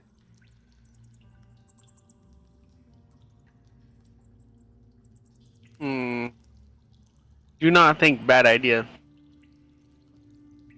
I mean, it's a funky idea, that's for sure. But just to say that when you fire that, they don't, instead of looking where it fired, they look for the source.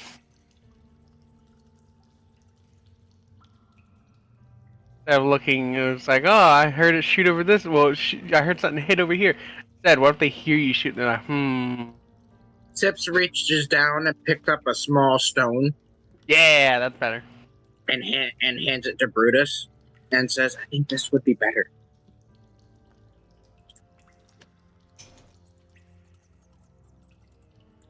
I mean, I guess I could try. Don't know how far I could throw it, though.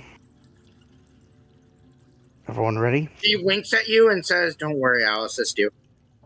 Oh, All right. May I? Yeah, sure. No diggity. It would just be a dexterity. No, you can just throw it. Like, max range would probably be like 20 feet. Yeah, but I was also going to ask, may I, as an action, use my sword's ability to help increase that range? You can, but it's going to be loud. Okay, never mind. 20 feet will be about around there. Yeah, you're manipulating the wind to push and pull people. It's not going to be quiet. If my max throw range is 20 feet, that's about around where we'll be. And that's pretty much closer to where they are. Like, yeah. As you're basically plotting this and looking over to see the maximum range, you actually see one of them slowly walking away from the group, heading towards the hole. They have not noticed you. They're on the move. Yet.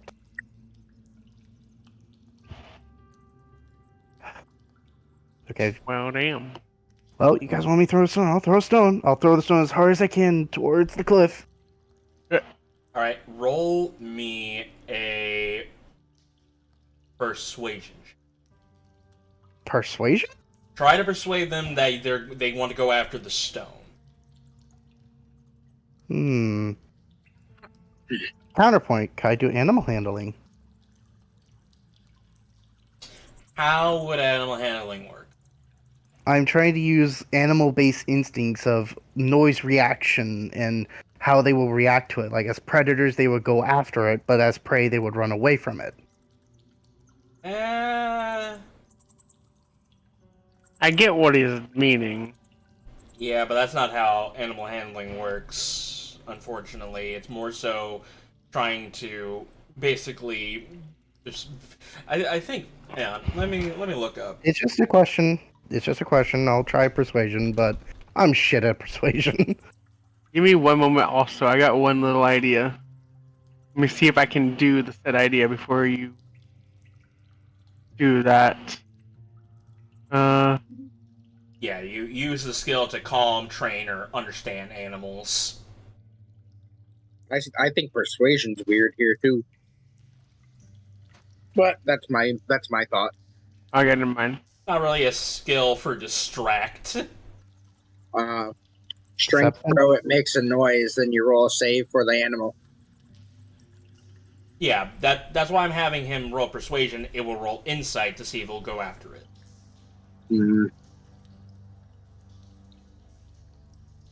Nobody else got anything? I'll roll my persuasion right now. Yeah, I got nothing. I got nothing. Yep, that's what I figured. 3. Yeah. You know when you're a kid and you throw the ball for the first time, and you think that I'm gonna throw it at all my might as it just crashes to the ground no more than, I don't know, a foot ahead of you. Or sometimes right in front of your feet. So, you think you threw it, but you didn't let go in time as it crashes onto the ground, as basically in sequence, all 4 of the heads just in your location, as the one that was in front of the hole, or was heading towards the hole, lets out a screech indicating, essentially, prey is here. And I'll say this is where we'll roll initiative. Fuck! And we're back! Oh, you bitch. Sorry about that. Quick cutoff. We realized, the stuff in the background, don't worry about it. We're back to the game. Anyways, Chicken nuggets are great. That's what happened.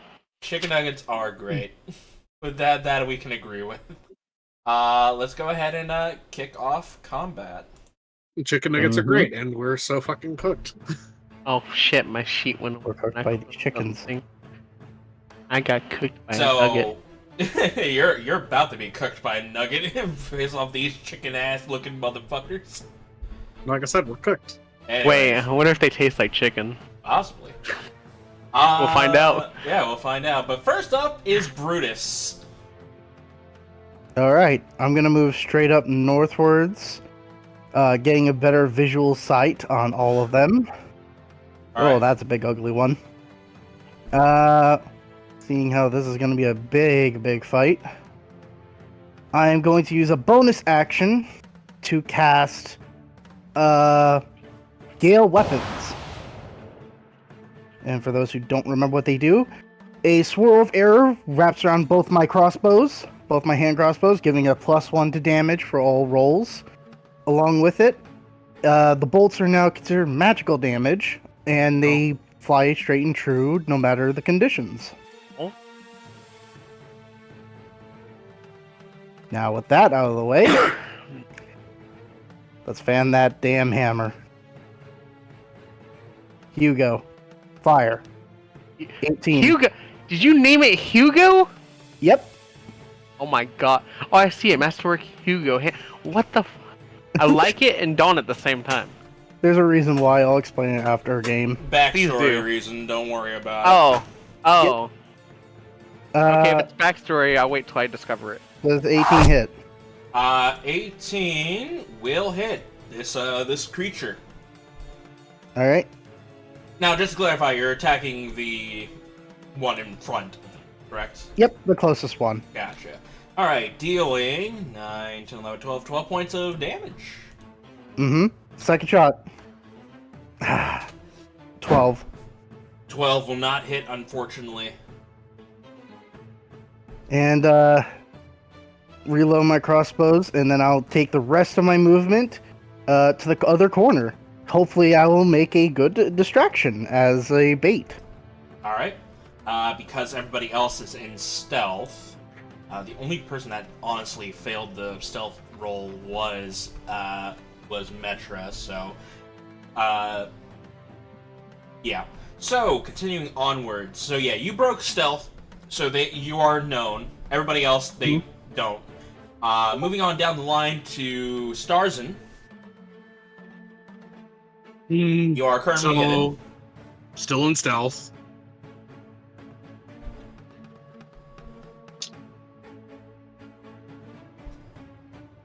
And to move stealthily, it is half your the movement. Yeah, half of your movement speed.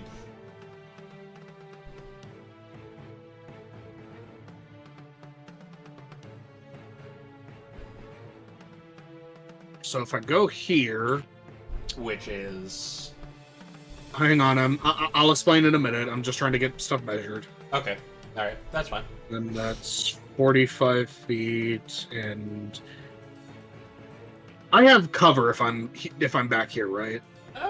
You got some cover. I'll say you have like half cover behind that, which is, I think it adds like +2 to your AC. Okay. Yeah. Okay. So that's definitely what I'm gonna do for the moment, anyway. So what I will do is stealthily I will move back to the back, which is behind the rubble to get covered, swap my arm to rotary mode, and just shoot at this creature, at the first creature coming towards the hole. All right, go for it.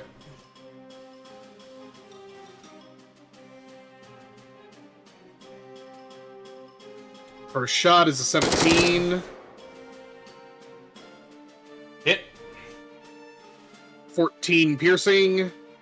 Second shot is a 24. That will also hit. With 13 more piercing thrown in. Alrighty. As you begin firing with your rotary arm cannon at this creature, it takes in the bullets and is not happy with what's going on. And I'll use my bonus action to throw a static bolt at it. Okay, oakley dokley. 22. 22 will hit. 3 points of lightning. Alright. For a good measure, you zap the fuck out of it for 3 points of lightning.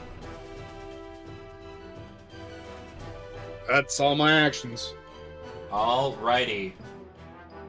It is Giant Chicken number 1's turn, as it's going to go ahead and run over. Actually, I should probably see what's... Okay, so yeah. Going to go ahead and run in roughly 30 feet with its claws out and ready to slash. And that's all it's going to do. Metra will go ahead and transform once again into her adult form.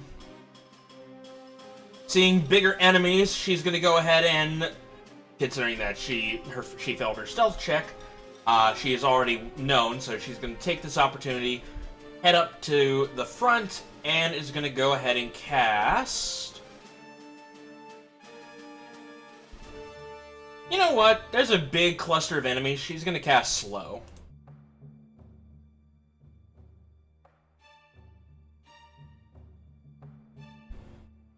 On Slow we go. Perfect. So yeah, she will go ahead and cast Slow, hitting all 4 of the these chicken crab creatures with hooks for hands. They will all need to make a wisdom saving throw.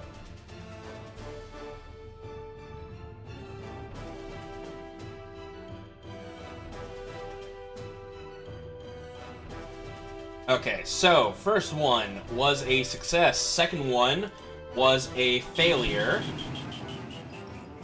Third one was also a failure. And the fourth one is lastly a failure. Oh. So, 3 out of the 4 targets have been slowed. Yeah. As that will be the end of her turn. It is Hook Horror number 2's turn, who has been slowed. He is going to go ahead and run 15 feet. Take the dash action to run 15 more feet. And considering you're the one who shot him first, he's just going to go ahead and move right here. And that'll be the end of his turn because he is slowed. Good. That's what I kind of wanted. Sips, it is your turn.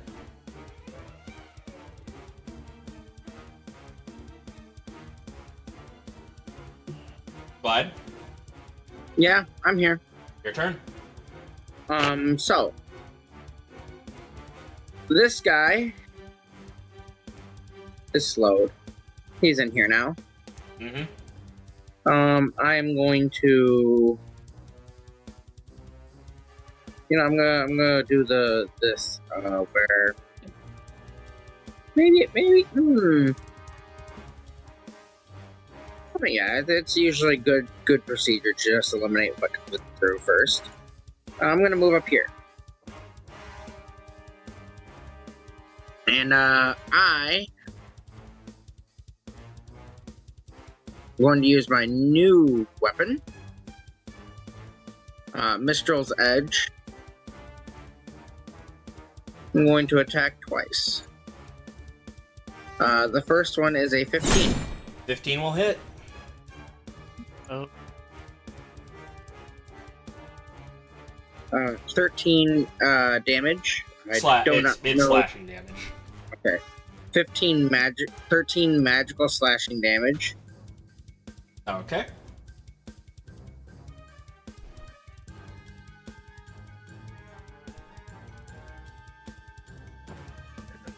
Alright. There we go. I will then swing with it again. This time hitting at 13. 13 will not hit, unfortunately. Actually, wait. It will, because -2 to AC because of slow. Yeah. So that will just hit.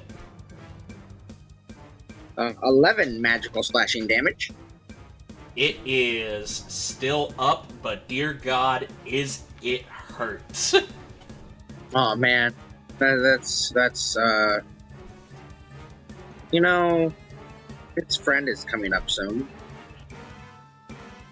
Oh no, his friend is not coming up soon. Fine. I'll spend a key point, and I will punch this guy twice. Nat 20. Get fucked. Alrighty, roll damage. 12 damage. How would you like to kill this one?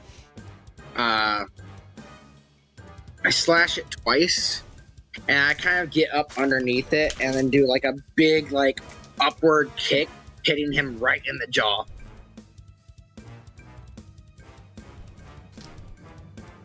Alright, you go ahead and you bust open his beak with that attack as he slowly falls to the ground as his beak has been shattered. Well, not shattered. Cracked all hell, but his skull is 100% shattered. As it is now dead. His skull is broken. His neck kind of popped out of its sock. Popped out. Yeah. I am then going to, because I have basically infinite movement, I'm just gonna move over here. It doesn't matter. Go. Do a lap around the rubble. Do a lap around the debris.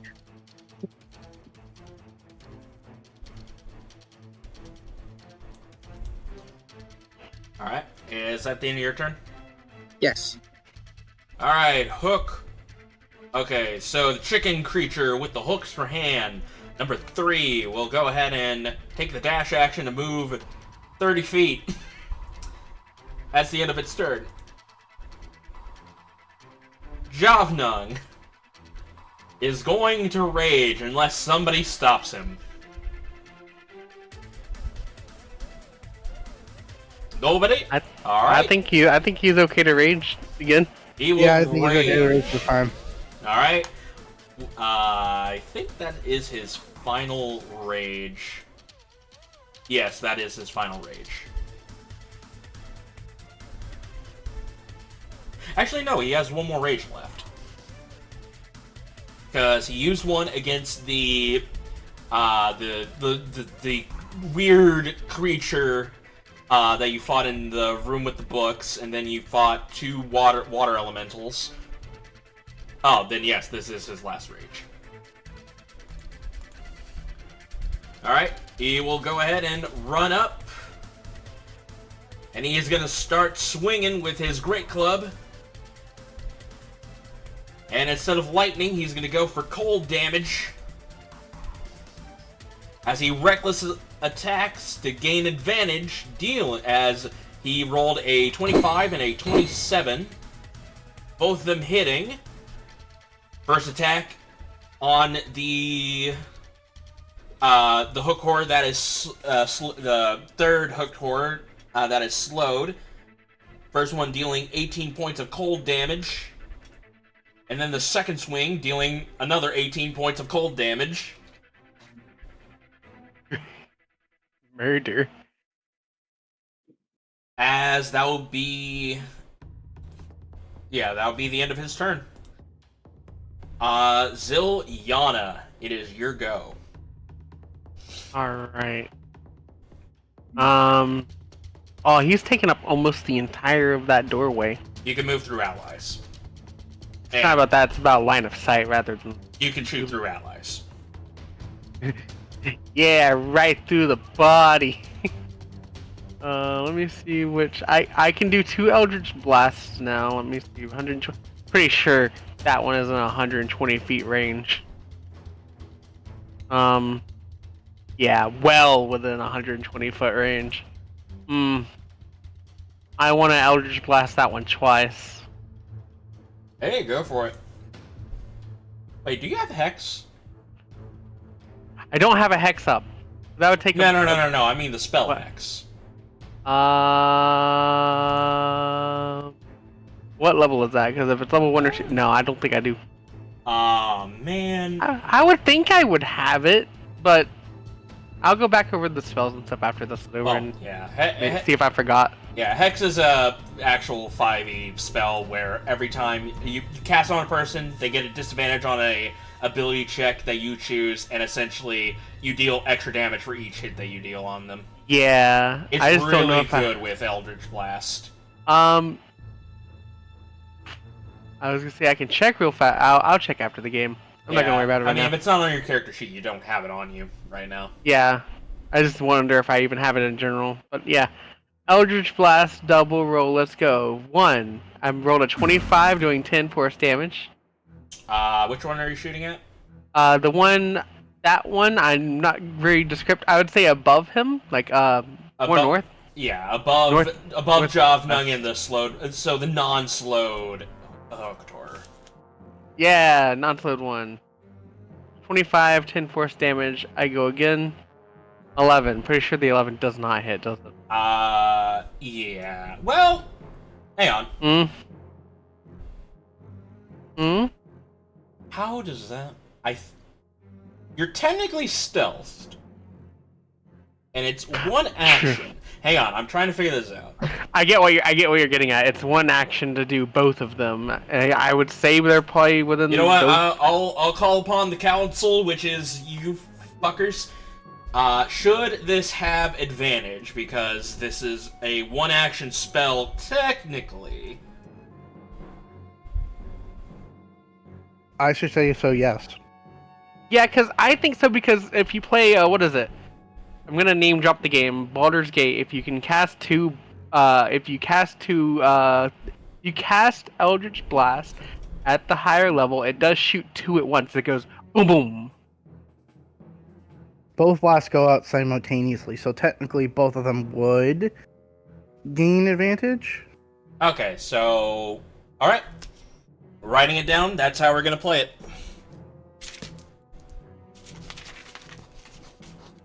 All right, so yes, that'll be a 23 to hit. Yeah. The only- So I did max Oh my god, on you both did max twice. Fucking hell! All right. I want to make sure it's not broken first. Hold on. Okay, yeah, it's not broken. Not broken. Just Eldritch Blast. Just Eldritch Blast. Just Eldritch Blast. Too bad I don't get a third one, but if I did, that'd be funny. Alright, but I just wanted to make sure. Oh, I just wanted to make sure the damage wasn't broken. Yeah, Damage that's dice. fine. I get you. But yes, you fired 2 Eldritch Blasts at the same time at the hooked horror that wasn't slowed. Both of them landing, dealing devastating blows. Yeah. Is that all you do? I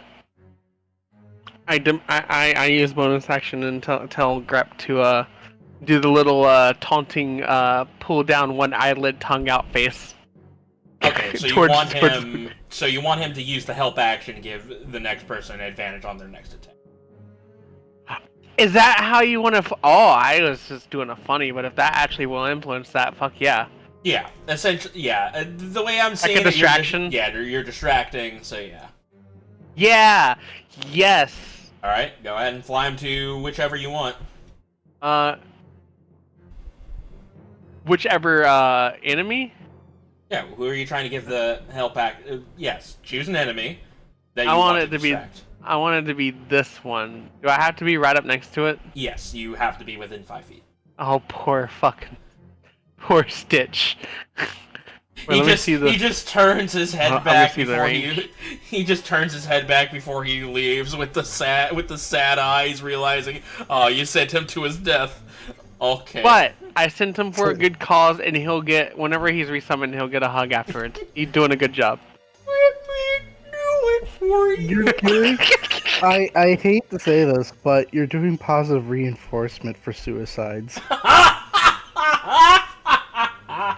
I didn't think about it that way. Technically, it's not a suicide because he's still alive if he gets knocked Yeah, down he's to 0. He's not killing true, himself. He's gonna be true. killed by something else. But boy, does it still fucking hurt. Alright, book tour number 4, that is slowed. He's gonna say, nuts to that. He's gonna reach down with his beak and pick up the medallion, and, he, waddled away. Waddle, waddle. But there was another. Oh motherfucker, there was another one out there, wasn't there? Yeah, there were 4. there are 4. Ah. And he Waddle, waddled waddle. away. Waddle, waddle. I guess we're going on. I guess we're about to go on a hunt, aren't we? Emporium. Hey Sips, someone's running away from the fight. It sounds like someone wants to learn their lesson. You're only gonna die tired. We're gonna die tired. Alright, Brutus, it is your turn. There's 3 enemies remaining. Okay, I will run up on the corpse on the floor here. Make sure I get a visual sight of everything. Damn, I can't see the one that waddled away, can I? Waddle, waddle. Hang on, let me see. Roll light, let's see. No, you cannot see him. Okay. If you move a little closer, maybe? But if I move too close, it will be with disadvantage of my shots. Yeah. Let's see. Wait, why would it be with disadvantage?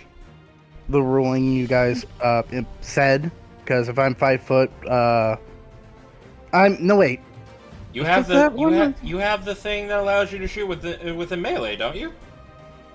Yeah, but there was some sort of funkiness about if I'm in melee with somebody, but I shoot at somebody else, there's some sort of disadvantage or something. I don't remember. No, I don't think that was a thing. Hmm. You know what? I want to do something stupid. Can I go this pathway, sliding through Javnung between the two chickens? Yes, you can. You can move through allies freely, so yes. Sips, you have my back? Which back? Mine. In case I die. I mean, I guess. 15. If you die, we'll throw you a beautiful funeral. Yeah, if you die, we'll throw you a good funeral. If you die, we'll make a good set of luggage for you. If you die, I'm gonna loot your body. If you die, I'm gonna make you into a very nice couple. Oh, You know what's funny? Sure. You know what's funny? One of you guys has the Totem of Undying. and what? One of you guys has a Me totem. looks at me, looks at the totem of undying, puts it back in my pocket. Nope, not at all. I'm going to Very nice coat. slide through Javnung and through past the two guys, and now I see him. The fucker. You see him? I just You yell out, dirty fucker. "One's getting away with the trinket." Oh shit! And I forgot. They need to roll a Wisdom saving throw at the end of their turn. For the slow? Yeah. Yeah. that may change what I'm going to do. That may Sorry. change what I'm All right. going to do. So this one right here is no longer slowed. Oh. This one right here is slowed. Oh. Oh, so he's still slow. Okay. Among the three, who's injured? I'm pretty sure the two that you're in between are injured. It's just the one you're like, the one that has the trinket is like untouched. Yeah, because I 2 max hitted this one with fucking 2 Eldritch Blasts. I And think Javnung Javnung smashed smashed it. it. Javnung just fucking went at it on that one. Okay. They're both hurt. I'm gonna roll my crossbows out to the one near Javnung. Let's see how much damage I could do. First crossbow hit. 28. Yep. And I roll the d8. For Colossus. Oh, that's a side Colossus Slayer roll. Still alive? Yes, still alive. Oh, Damn it! Hugo failed you. No, wait. I have advantage. No, wait, no, I No, don't. you don't. Roll me that D! 100! 100! Aw, just short. 65. Hugo snaps. Okay. Four away from perfection. Alright, let's see here. This was a ranged attack.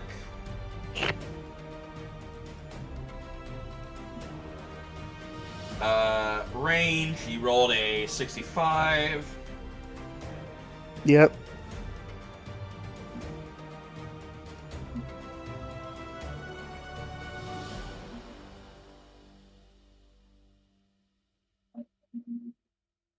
So your shot basically caused something within your crossbow to not fire functionally, causing it to give you disadvantage on your next attack roll.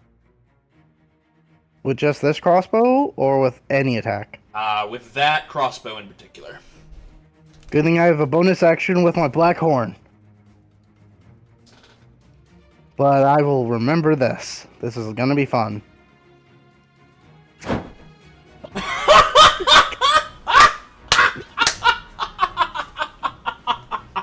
For those at home, it's another nat 1! Another nat 1! You're rolling one more time, and if it's not a nat 1, I am... What is this, like your, like, 5th, 6th, 7th nat 1 that you've rolled? Okay, fairly, it wasn't all of the, like, it was on the other side, meaning it didn't count. But dear God, the amount of nat 1s you've rolled today. For those who don't know, since we do double rolls on roll 20, so most of the times on the other sides, I have nat 1s, surprisingly. So, for this point, this is probably either the 6th or 7th or maybe even 8th nat 1 of my session. Roll me that D100. I want to roll Black Horn one more time. If it's does another nat 1, I hope it's another nat 1 because I feel like that's a shenanigans moment. No, Fucker. God cucked you. God, fuck you indeed. Roll. Does Hugo snap? No, that's not Hugo. That's the Blackhorn. That's the one from the Giants. Oh, does Blackhorn snap? For those who are at home, I rolled a 99 on a D100, which is very bad. So, You're going to hate me for this, but this is a very high severity. I already do hate you for this. This is a very high severity. So, Say it. your weapon breaks in your hand, causing the string to snap and the ammunition to fire essentially backwards into you. Not again. You take 5d6 damage, which I will go ahead and roll right now. 5d6? I mean, to be fair, On took 4d6, and he got away with 18 points of damage. Yeah, but I was lucky. I'm not. I was gonna say, he just rolled like what, 2 nat 1s in a row. So you'll be taking 21 points of damage. And I also need you roll me a d20. Oh. What's the odds this is gonna go good? 17? The questioning afterwards. 17? I think the questioning should have been, is high good or is high bad? No, which is better, low or high? Your weapon does piercing damage, correct? Yeah. The bolt... Okay, so... The bolt goes ahead and hits you across the snout, right close to your eye. Not puncturing it, but right through, like near the bone, but gets stuck within, like between the bone and the skin. Just stuck there. It didn't puncture your eye, so you can still see. You remove it. This will give you a minor scar. Oh. You should be lucky, because this doesn't have any adverse effects. All this does is just hurts a lot. So better than Sips getting cardiac arrest. Yes, it is. You want high numbers when rolling on the lingering injury table. Oh, fun. Now, that being said, your Blackhorn crossbow is out of commission until fixed. Fuck. Brutus is just like in pain. Gonna need help here. And I used all my movement. I'm stuck here. That's the end of my turn. You did. So I don't know. I think Starzin saw that fucking display.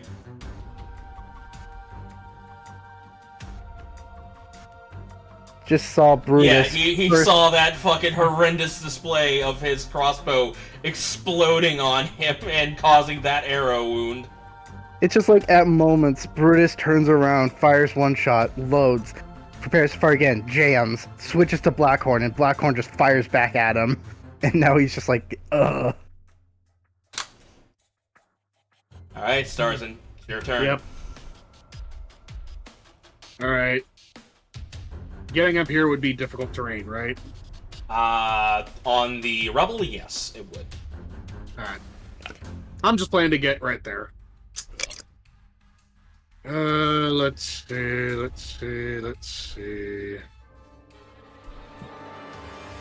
Oh, gotta be honest, I had a plan, but kind of pointless. So I'm just gonna do what I always do and just shoot. Shoota! Shoota! Which one looks more injured? The top or the bottom? I would say the bottom. Actually, hang on, I forgot to add something. Yeah. So, yeah, the bottom one looks the most damaged. From the one arrow and the multiple bangs that were on, the bangings from, Javnung. Alright. That'll be where I try to shoot. So, first shot from the rotary. 21. I'm gonna assume that hits. 21 will hit. 11 points of piercing, still up. Yes, he is still up, but blood is pouring out of every wound that is on this creature. Alright. Second shot, 26.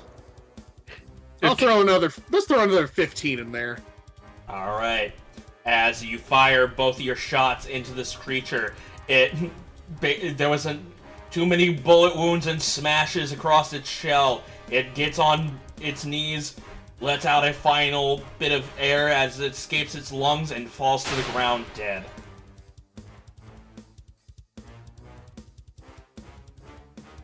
Good to know. I will spend my bonus reaction I will spend my bonus action not doing my usual spell, but instead reloading. Alrighty. So gotta reload. Up next is Hookor number 1. All I can say is Starzin's reaction to seeing that horrid display is just, really? From the crossbows. Anyways, go ahead. Not having a good day. First swing will be towards Stitch. As a 14 will hit Stitch. Wait, no, his armor class is 15. I didn't say 14 on here. I don't know. I'm looking at Stitch. You got 15 natural armor. Oh. That's odd. Maybe inputted correctly. Maybe. Oh. Well, in that case, then, that does not hit, if that's the case, then. Yay. Yes. You know what? We'll make another swing. I'll edit that to 15. Woo! Well, That was a nat 20. Stitch is dead. Yeah! I'm not even gonna question it. Bye.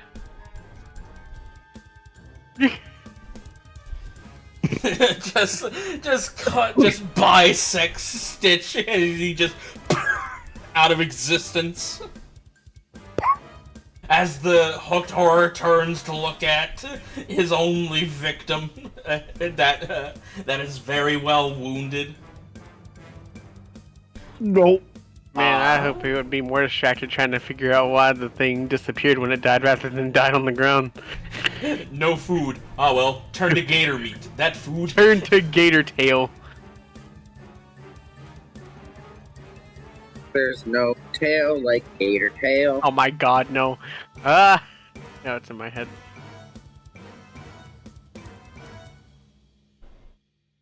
Yeah. Alright, so Metra will go ahead and now there's one enemy left. We'll go ahead and cast Firebolt. A 28 to hit, dealing 16 points of fire damage.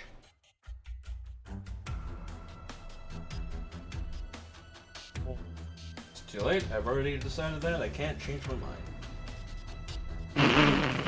I remembered she had another ability I wanted to use, but I forgot about it.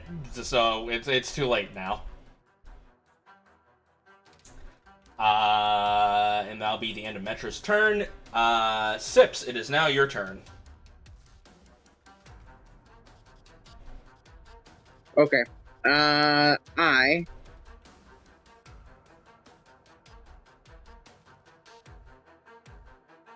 think I'm going to also run underneath Javnung. That's 40,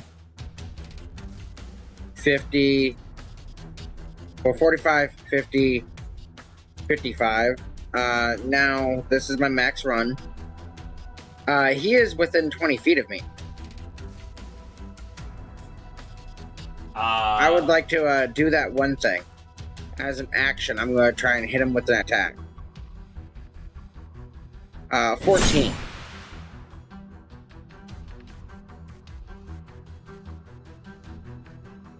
Yes, a 14 will hit this creature. No, it will not. Sorry, my apologies. That does not hit. Okay. Actually, shouldn't it? Because it's slowed still. It is not slowed. Oh, You're sorry. I was looking at the wrong thing. Yes, that one will hit. My apologies. Cool. So the attack will do like 11 magical slashing, and I'm gonna pull it towards me 10 feet. All right. It needs to make a strength saving throw first.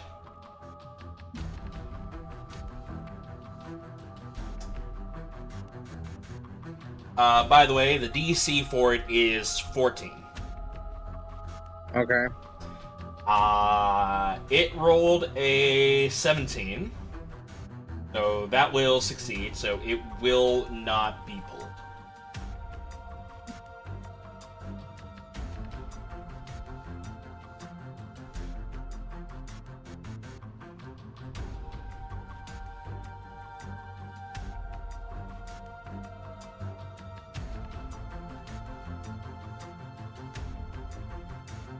Anything else? Give me a second. We pull. Shall I Okay. say? So,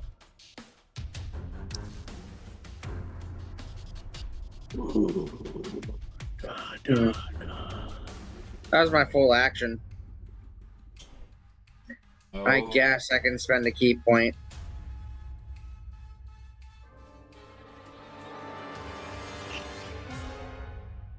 And I can, like, move around him like this. That's my turn. Well, he's dead, so Javnung will go ahead and get right over here. Actually, can I, instead of spending the key point, can I just use one of my Misty Steps? Sure. It's still a bonus action, but yeah, you can use that. Yeah. Still a bonus action. Alright, instead I'm just gonna, like, poof right to here. Alright, you go ahead and you Misty Step right in front of this hooked horror. Javnung will go ahead and make 2 smashes. No reckless because of flanking. Both of them will hit with a 24 and a 27. First attack dealing 21 points of damage. And second attack doing 18, which is just enough to kill it. Oh. As he basically concave this creature's skull into its body as it falls to the ground.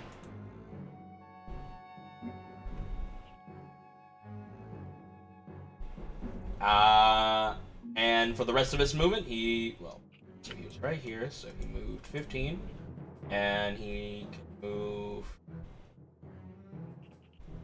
Yep, he'll be right there. He will go ahead and move 35 feet closer to Brutus. Zilyana, it is your turn. Alright. I want to first internally cry that Ditch died. Okay. I can move. Oh my god, you killed Oh, Stitch, you bastard! There's 30 feet. And then I have the distance to do 2 of them again, don't I? You Yeah. sure do. Alright. I will. Double Eldritch Blast. That one by Sips. Well, Alright. that is if the first one doesn't fucking backfire on me like one time. Alright. One can only hope. Attack number 1, go. 17. Does that hit? 17 will hit. Alright, 3 force damage. Next one, go. 26 with a 1 force damage. Wow. This is what I get for getting the 2 max rolls. This is what I get. Alright, you fire twice. A lot smaller than the first two that you fired. As they both hit and careen into the back of this hooked horror's shell. Yeah. Is that all you do? Okay.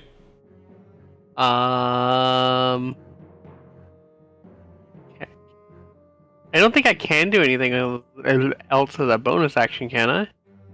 No. Well, a lot of my stuff is always action. The only thing that you have a bonus action on is to keep a hex up. Which I don't even have one active, so... Yeah. Yeah, that's all I do.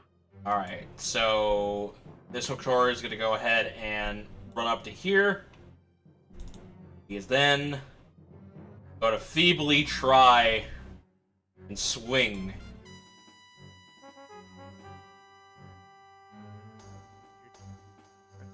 Huh. Okay. Slow gives the creature disadvantage, right? I don't think it gives them disadvantage. If I remember correctly, it only gives them a choice between an action or a bonus action. Slow! Along with lessening their, also with only one attack. I can post it for you. Boom. Yeah, the affected creature That's in GM roll.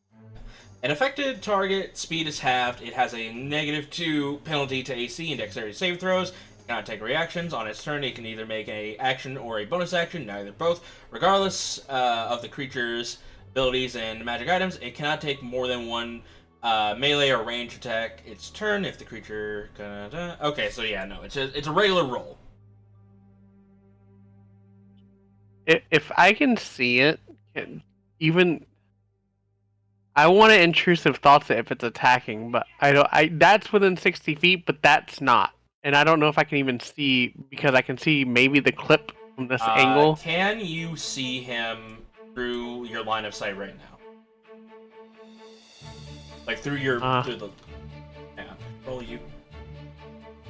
Oh, you could see him with fucking Sips' light.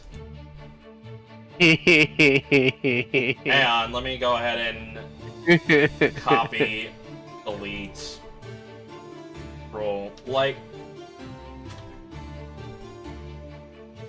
So no, you cannot see him from that because I'm looking at it and I'm not seeing you able to see him, so no, you cannot finagle. But even with Sips' light, how does that light work? If he's lighting up the surroundings, then the enemy around has been lit up. It's up to you. If you really don't want me to, it's fine. That's also my concern is that wall. I'm gonna say because the wall's right there and spells go in a straight line. Yeah, and that would make it out of range because it's 65 feet. This would make it 60, but there's a wall in the way. So unfortunately, no. I'm gonna call it and say no. Okay. And that's like any spell, right? Because it doesn't mention line of sight, but... Wait, never mind, it does. Okay. Yes. Well, I read in the rule, because we had this discussion before about you using... Hypnotic Pattern. So, spells go in a straight line if it doesn't say that, it doesn't need the line of sight. It just goes in a straight line. If there's an obstacle in the way, it would hit the obstacle first. Okay. So yeah, that is a nat 20. Which I don't think is going to matter, because I know the next thing Sips is going to do. Dealing 15 points of piercing damage. Nat 20 to me? Yes, nat 20 to you. Oh man, man, this is so hard. I think I looking through my stuff. I forgot where my discipline stuff is.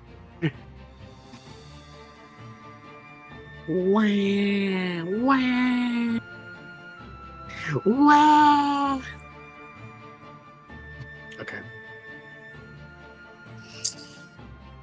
Yeah, I'm going to use deflect attacks. Alrighty. The attack is reduced by 1d10 plus my dex mod.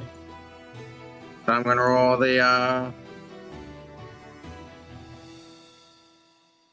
So 7 plus my dex mod plus my monk level. So 7 Plus 10. plus 5, 14, plus 6 is 20. So minus 20 damage.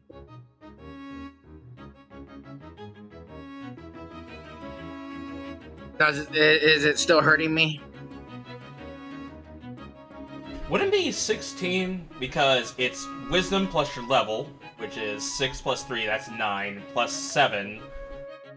It says 1d10 plus my dexterity modifier plus my monk's plus your dex modifier, yes, sorry. So, 11, 12, 13, 14, 15, 16, 17, 18. It would be 18.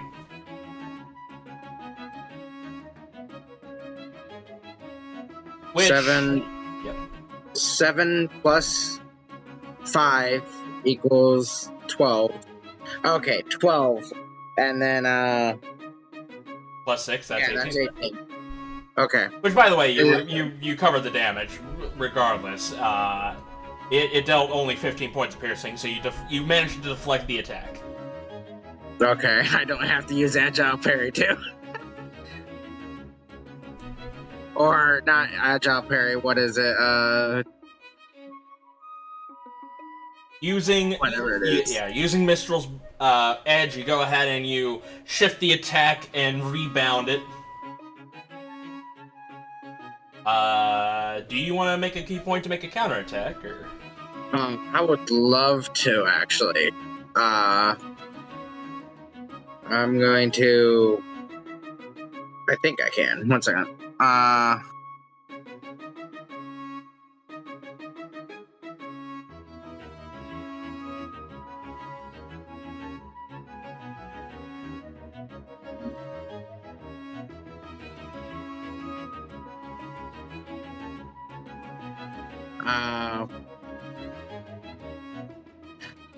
You make this attack with Alright, so it says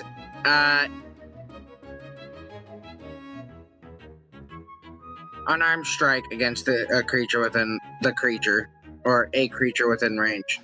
So I get to do an unarmed strike after doing that. I do believe it still costs 15. a key point, though. Yeah, it does cost a key point. 15 will hit. Yeah. 8 bludgeoning damage. You will take that 8. I do believe that'll be the end of his turn, because he can't really do much else, as he will go ahead and make that wisdom saving throw, and he is no longer, he is no longer slowed. Oh man, that's too bad. He's gonna die this turn anyways. Yeah. Brutus, your face fucking hurts. Oh. Jeez. I have a very dumb question. Yeah. Blackhorn is out of commission, right? For firing as a crossbow, right? Yeah, it is broken. Can I still use its magical effect, though? I'm gonna say no. No? Not until you get it fixed, no. Okay, you know what?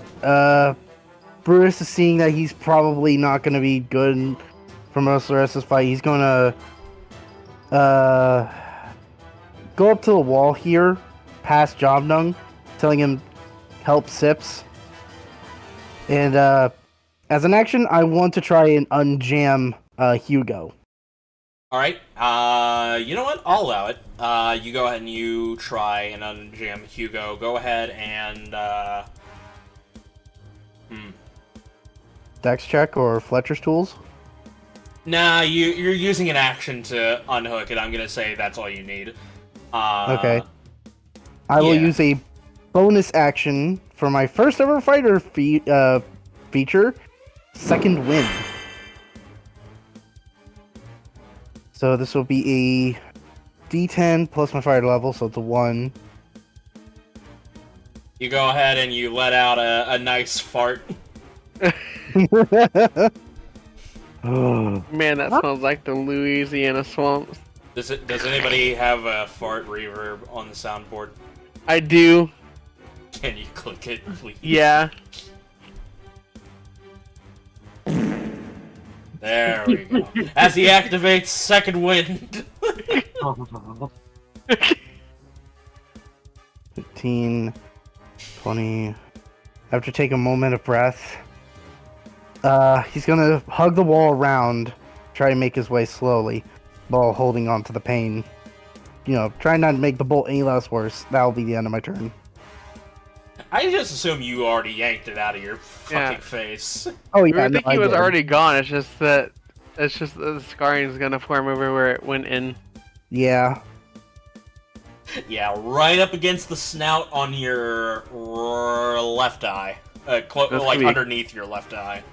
Be a cool battle scar. Oh, so it's gonna create a lip scar all the way up to the bottom of the eye. Oh Damn. no, not a lip scar. It under between your nose, along that upper bit, and then to the left. Okay. Don't worry, I'll draw it later. Yeah, you draw it. Yeah, I'll use the rest of my movement to hug the wall around, trying to get to. By the way, when you yeah. say the job now, go help Sips, you just see him give the fucking DK thumbs up. Okay. Oh my god. Okay. Part of me wanted him to be a monkey, but the other part is like caveman dwarf. I mean, caveman is close enough. Yeah. That's it. That's will be my action and turn and everything. I'm stopping there. Starzin, it's your turn. Alright. 10, 15, 20, 25, 30. I'll rush 30 feet out towards past the hole. Holy crap. I can see it clear. Anyways, You can definitely see Sips. I'm Yeah, I gonna. know. I'm I can't- heavily debating if you could see the fucking thing though. No, I already checked. I suffer the same issue On has in terms of wall clipping. See? Yeah. You can maybe see its beak a little bit. A little bit. Not of claws. enough to make a shot. Yeah, fair enough. You know what? I'll just take the dash action and get in better line of sight. Let's see that. There's another 30 feet in. I'm closer to Brutus, and I should be able to see it better now. Yeah. There's a better line of sight. Wouldn't you agree? Oh, I agree. DM. Yeah, that. I mean, why do you need me? Yes, you could fucking see it. For fuck's sakes. Well, because you want to double check what you're ruling. You're closer. It's fine.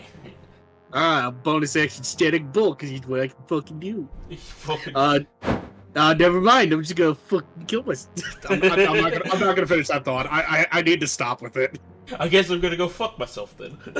Yeah. Wow. Guess I'm just gonna go fucking karate corner. Because you rolled 11. It's not gonna fucking hit. Alright, the 11 will not hit. Big said. That the end of your turn, Starzin? Yeah, I've literally just thrown. Metra will go ahead and run 30 feet. I'm fucking thrown. Let's see.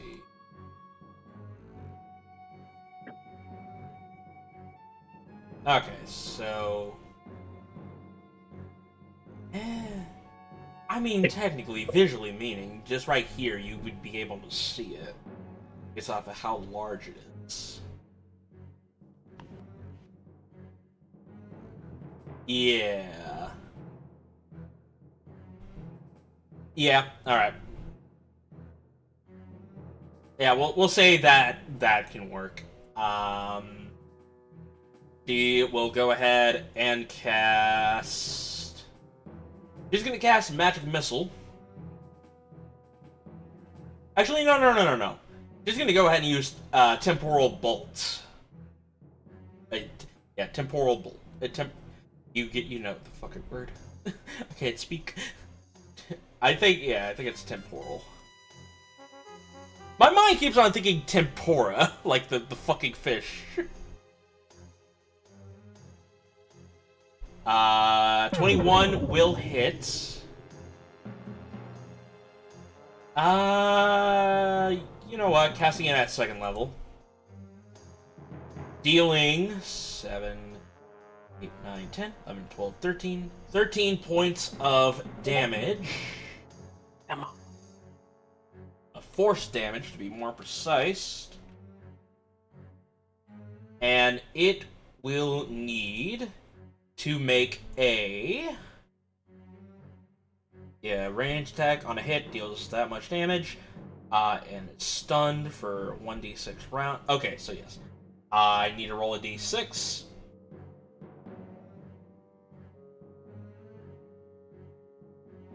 For 5 rounds, it is stunned. Oh boy. Locking him in place. Oh boy. Time used to target the pause players in place. At the beginning of each of its turn, the spell is in effect. The creature takes 1d8, which would be 2d8 damage automatically. The spell ends when 1d6 rounds are up, or if it succeeds a Wisdom saving throw at the beginning of their turn.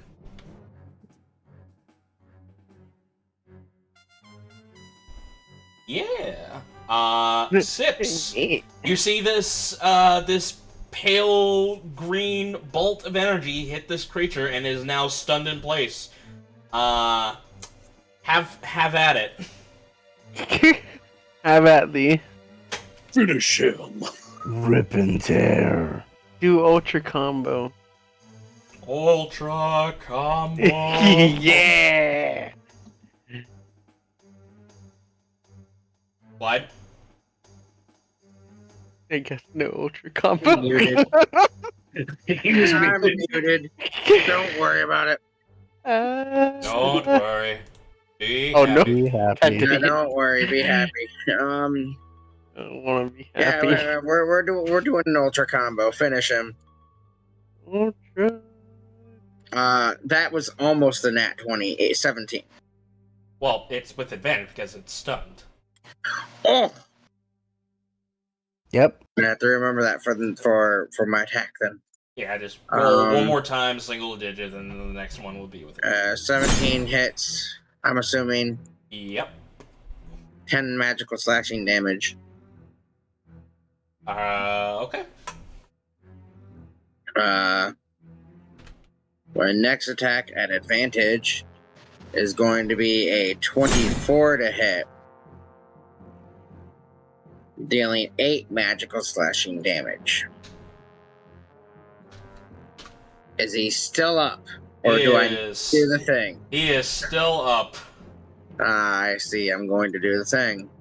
There's a moment where he looks at you, a single teardrop goes down his cheek. 21 to hit Like, please no. 21 will hit. for 7 bludgeoning damage. 7. Still up. Wow. Oh, an ambulance. But not for Not for me. me. 8 bludgeoning damage. 8 bludgeoning. Alright, how would you like to kill him? Wow. So, you know the thing from Street Farmers, Akuma's like signature move, right? Oh, the raging demon. The raging demon.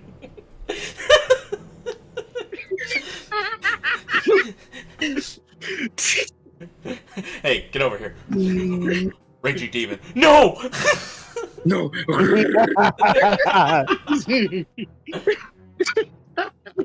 Raging demon. No! Alright. You go ahead and you start doing you do the raging demon combo as you bash this creature into oblivion as he falls to the ground dead. Finish. Sips wins. Perfect. I'll reach down and I'll grab the little treasure thing that it had.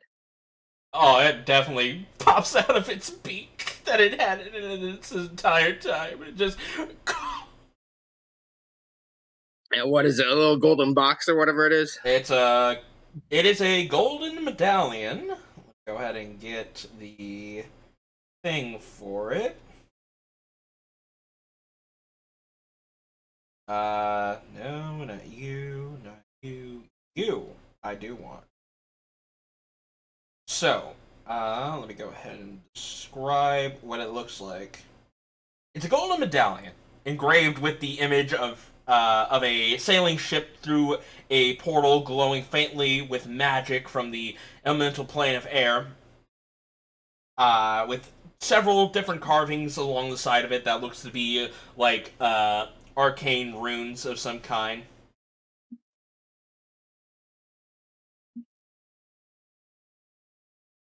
Okay.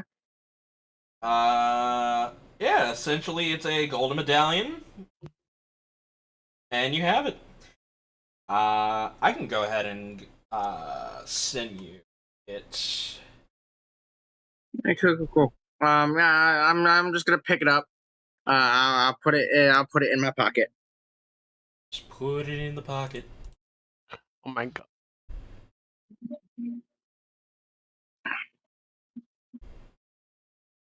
If anybody asks, I'm just like, I don't know where it went. I don't know where I got. That sounds a little bit out of character. That's very out of character. I mean, I didn't do We the all shiny know thing it. to begin with, so Yeah, the only other person that would know about the shiny thing would be Brutus. What are you talking about, Brutus? I didn't see any shiny thing. Did I? I didn't see the shiny, you crazy gator. Are you sure you're not showing signs of early onset dementia? Yeah. I fucked it up on the thing, but here it is. I'm gonna fix it on here to make it look right, but essentially that's what the medallion looks like. Hmm. In Primordials Bounty. Oh. You know, that is a pretty medallion. Yeah.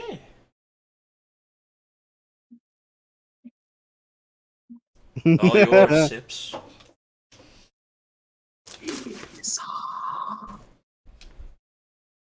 Yeah, I picked that up and I put it in my pocket for safekeeping. That is my turn. Well, combat's over, so. Okay. I'll walk around. I'll walk out from around the corner. Brutus is walking around the corner to then sees you and just goes, "Way to go! Did you kill it?" He smiles and says, "Of course I killed it." Good. Hey, what about that thing in its mouth? The trinket that were all around it. I'll reach in my pocket and I'll toss it to Brutus. He'll catch it and he'll look at it. Pretty. And he just kind of looks at you, smiles a bit, but then goes, "I don't think I'm having a good day." It's still bleeding from the face a bit. You don't think you're having a good day? She says, I would say that you aren't having a good day, Brutus. For today, for me, kind of a good day. Well, at least one of us is. Brutus is just gonna wander back with everyone else. Do you toss back the medallion? I didn't know that's what you wanted. No. I'm just asking. Do you or do you not toss it back so I can remove it from my inventory? Because I do have it put into my inventory. Brutus will hold and shake and goes, mind if I hold it? I don't mind. I was probably just going to store it away in my safe anyways to remember this little adventure. I was gonna let either Starzin or someone else look at it first. Okay. Now I'll put it in my inventory then. Gold medallion. I'm just gonna look at everybody else. Just say, everyone else all right? I want to bring Stitch back. Alright, you can go and bring Stitch back. Okay, I'm gonna bring him back in such a way the first thing he gets whenever he's summoned back in is just a big hug. It's a There we big go. face full of boob. Yelp. To be honest, I've had better and I've had worse days, but this is probably on the top 5. Wait. I see a thing. Probably not a mere Stitch. We're going on an adventure. Ah! When Brutus says that to Starzin, Starzin's just gonna look at him and just say, That's scary. "What happened? What did you do to the crossbow?" Okay, you can't get mad at me. Hugo kinda got jammed, so I tried to use the black horn, and he slowly pulls it out from its holster in its ruined piece. So, it's cracked down the middle. It could be fixed. But you can also see where the bolt ricocheted off of itself and basically lodged itself into Brutus's head. Face. Yeah, the head is in the face area. Or the face is in the head area. Fair enough. Kinda exploded on me. I'm just taking a look at the damage done to it, looking at his face, then just kind of turning back and forth towards his face and the damage. Brutus Yeah, I'm actually just trying to. doesn't I guess feel what I'm trying to bad. figure out is was this a fault on the equipment that he designed, or was it a user issue of he loaded it incorrectly? I'll let you hold it and examine it. You know, I'm gonna let you decide on that. It's hard for me to fucking decide.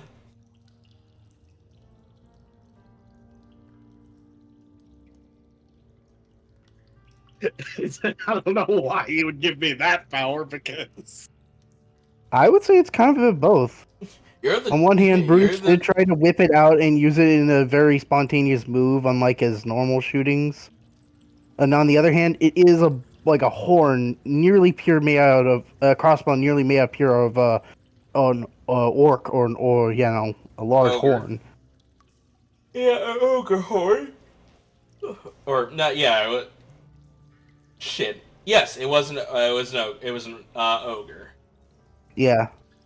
yeah, he's gonna examine it and just kind of see. It's like, this is gonna be something. This is something I could fix. It's just going to take a while. But he's also going to look towards you and just think, okay, so I understand that I've never really worked with this material before, but why were you mishandling the stuff that I crafted for you? I didn't know I was. I was just wielding like how I usually with my crossbow. I was a little panicked, but I thought I was handling it pretty well. To be fair, this wasn't the first time, if I remember correctly. If I remember correctly, it did fire back at me one other time. Either it or Hugo did. Yeah, well, I think it was a ricochet. Like the bolt basically bounced back from another object and hit you. This was definitely a malfunction within the thing, either by mishandling it improperly or maybe a mechanism within of it snapped, causing it to break. Well, all I know for sure is that, well, now the mechanisms are going to have to be going to have to be fixed in maintenance. But I would recommend in the future, try not to be so rough with them. I'll try to do better, Cal. I am sorry. Good, because just so you know, stuff like this doesn't exactly grow on trees. And he points to the horn. Metro's like, no, but, it could be made with paint. Trying to lighten the mood. He kind of just looks at the ground for a minute. It's like, you know what? That's actually a good point.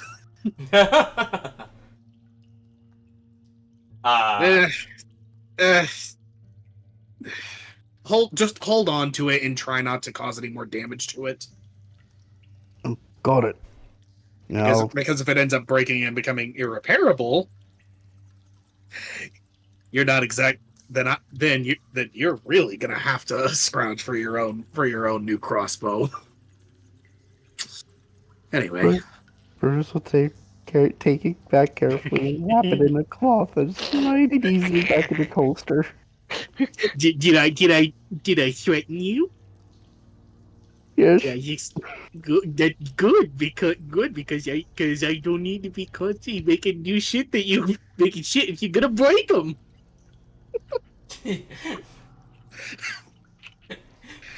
All I can imagine with that voice is I want an Easter egg, I want an Easter egg, I want an Easter egg, I want an Easter egg.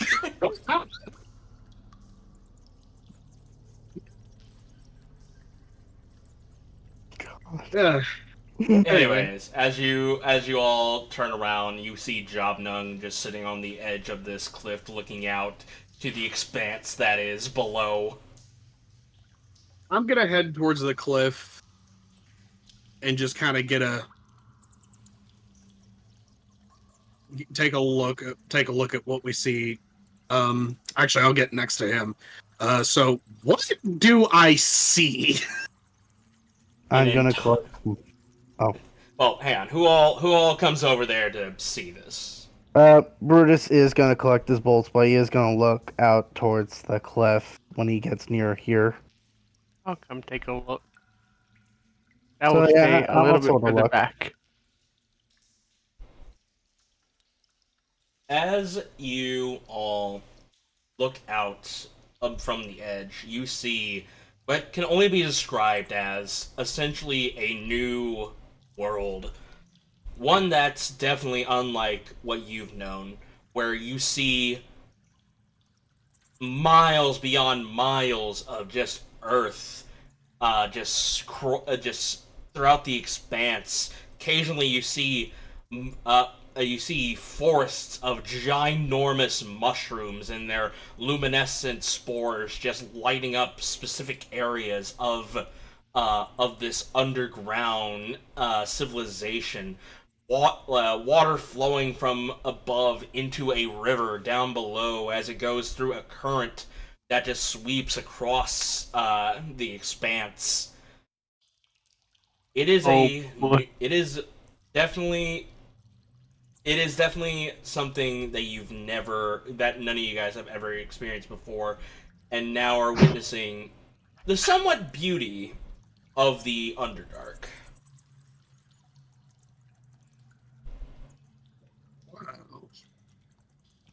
Home? No.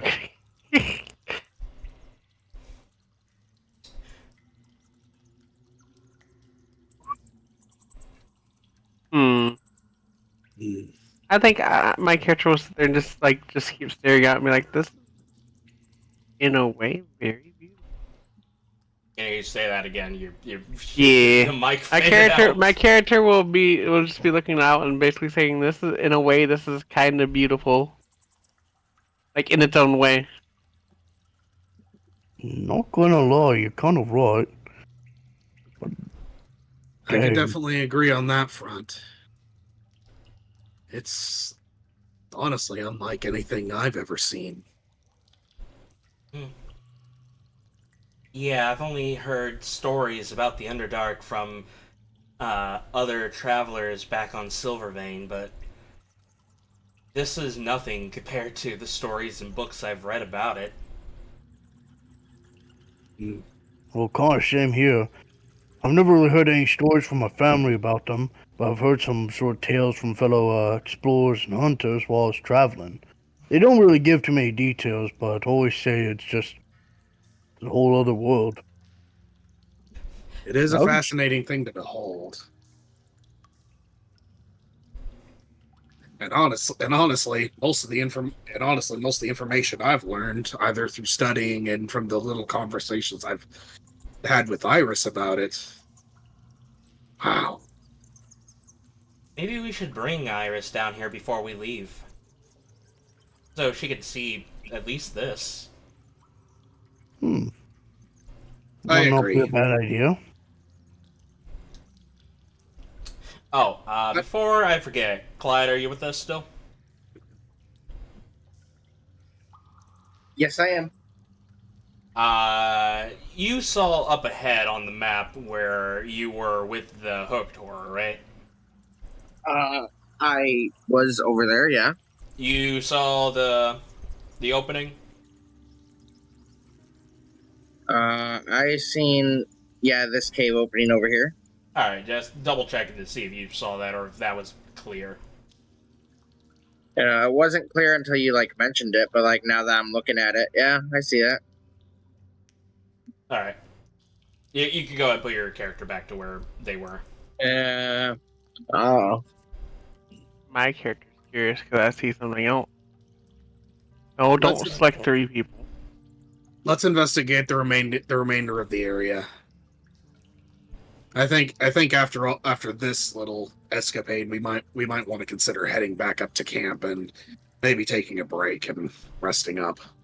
Well, I seen a cave over this way, Sips would say, as she, walks off in this direction. Starzin will follow behind. You get closer to a cave entrance that leads into a bit of a narrow hallway, but something of note that you do see along the walls of the opening of this cave is a bunch of spider webs. Oh, this was sad. This was fucking sad.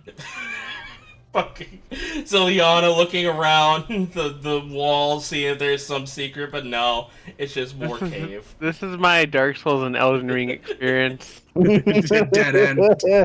No, I do see something no, very interesting out in the void. Ignore that. Ignore that right now. But essentially, no. What makes it perfect? You look down and you see something in infernal finger butthole. Finger butthole. Damn it, father. No. This is just fucking messages like, damn it. Father's Can I actually have that be a thing for shits and giggles every once in a while? That there's little messages spread out in the world in Infernal from, I guess, a father kind of thing just out there. Finger butthole. I don't know about father, but maybe some demons are just like, ooh, this would be funny if they ever find this. That would be, yeah. I can agree with that.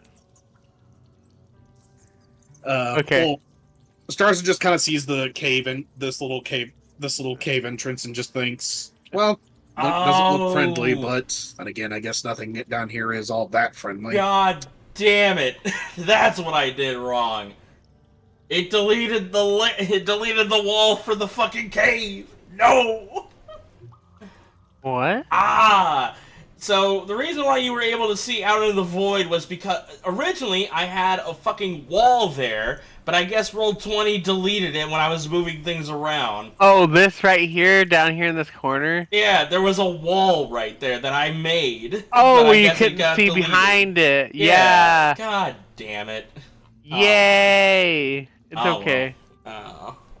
Well, after taking a look at the cave entrance, Starzin kind of brings Sips, goes back in, motions for Sips to follow.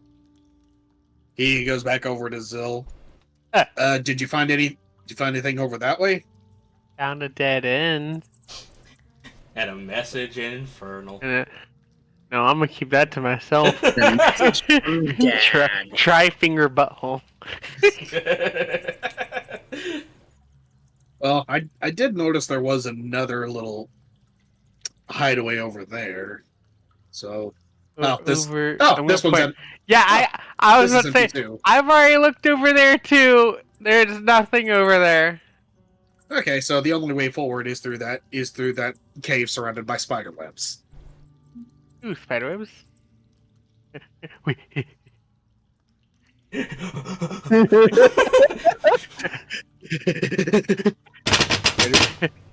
Spiderweb?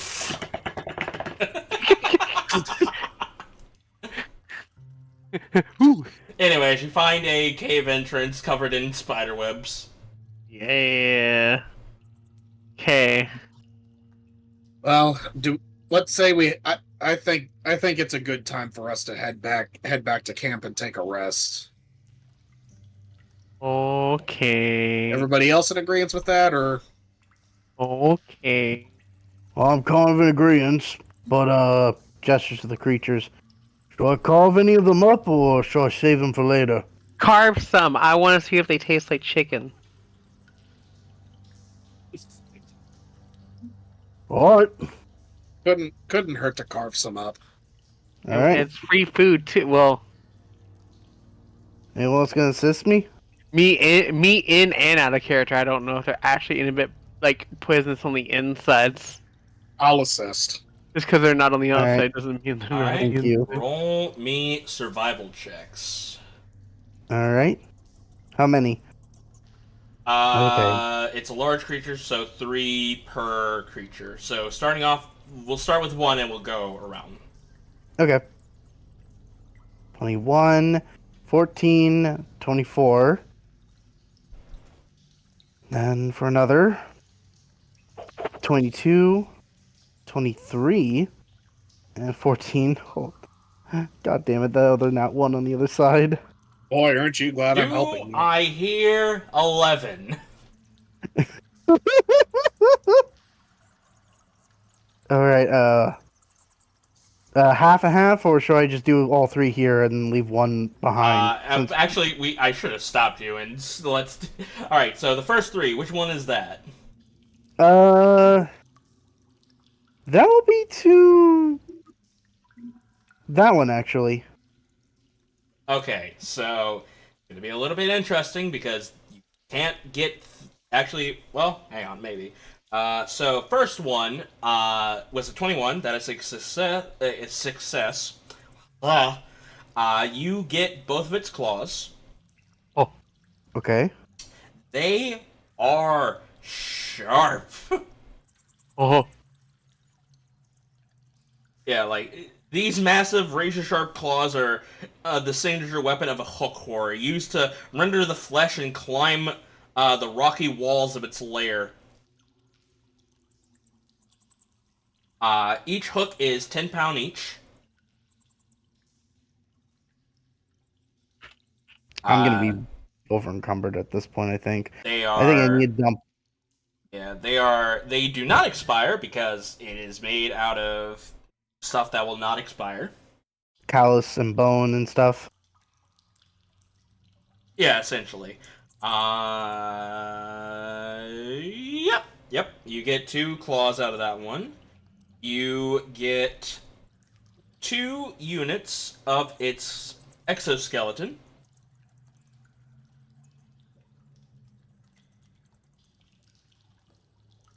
Which I'm gonna say each unit I'm gonna say is 40 pounds each. So altogether should be 80. 40 pounds each. Yep. Yeah, we should probably get back because I'm gonna need help carrying all this stuff and dropping it off. We'll say that you gathered all the stuff and you'll head back to camp with all of it in. These have 3 days till expired. Okay. And the last bit is you get 2 of its eyes, which for sips can be used to make some. Well, actually, roll me sips, Clyde. If you can, go ahead and roll me a intelligence check, or whatever score you use to make potions. I think we said wisdom. I believe this is the check. Or medicine. Medicine works. Yeah, fuck it, I'll give it to you. You can use those eyes to make potions of dark vision.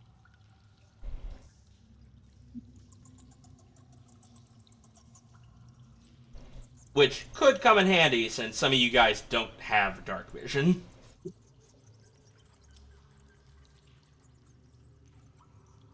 So you got 2 of its eyeballs, both 1 pound each. Sorry.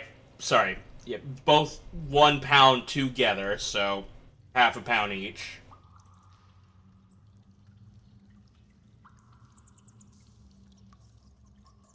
So, okay. Half a pound each.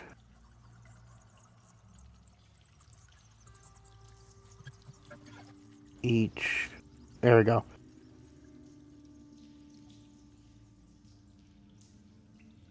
Expiration? Like, I think 3 days.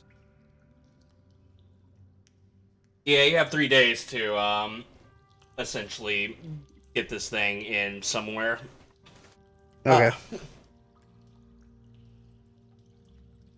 Alright, so that was 1. Go ahead, and so for the second one, which one's the second one? For the second 3 that you did? For the second 3 will be the top one. Okay. Go ahead and add 2 more hooks. Oh boy, these hooks are gonna be fucking heavy. 2 more units of its chitin.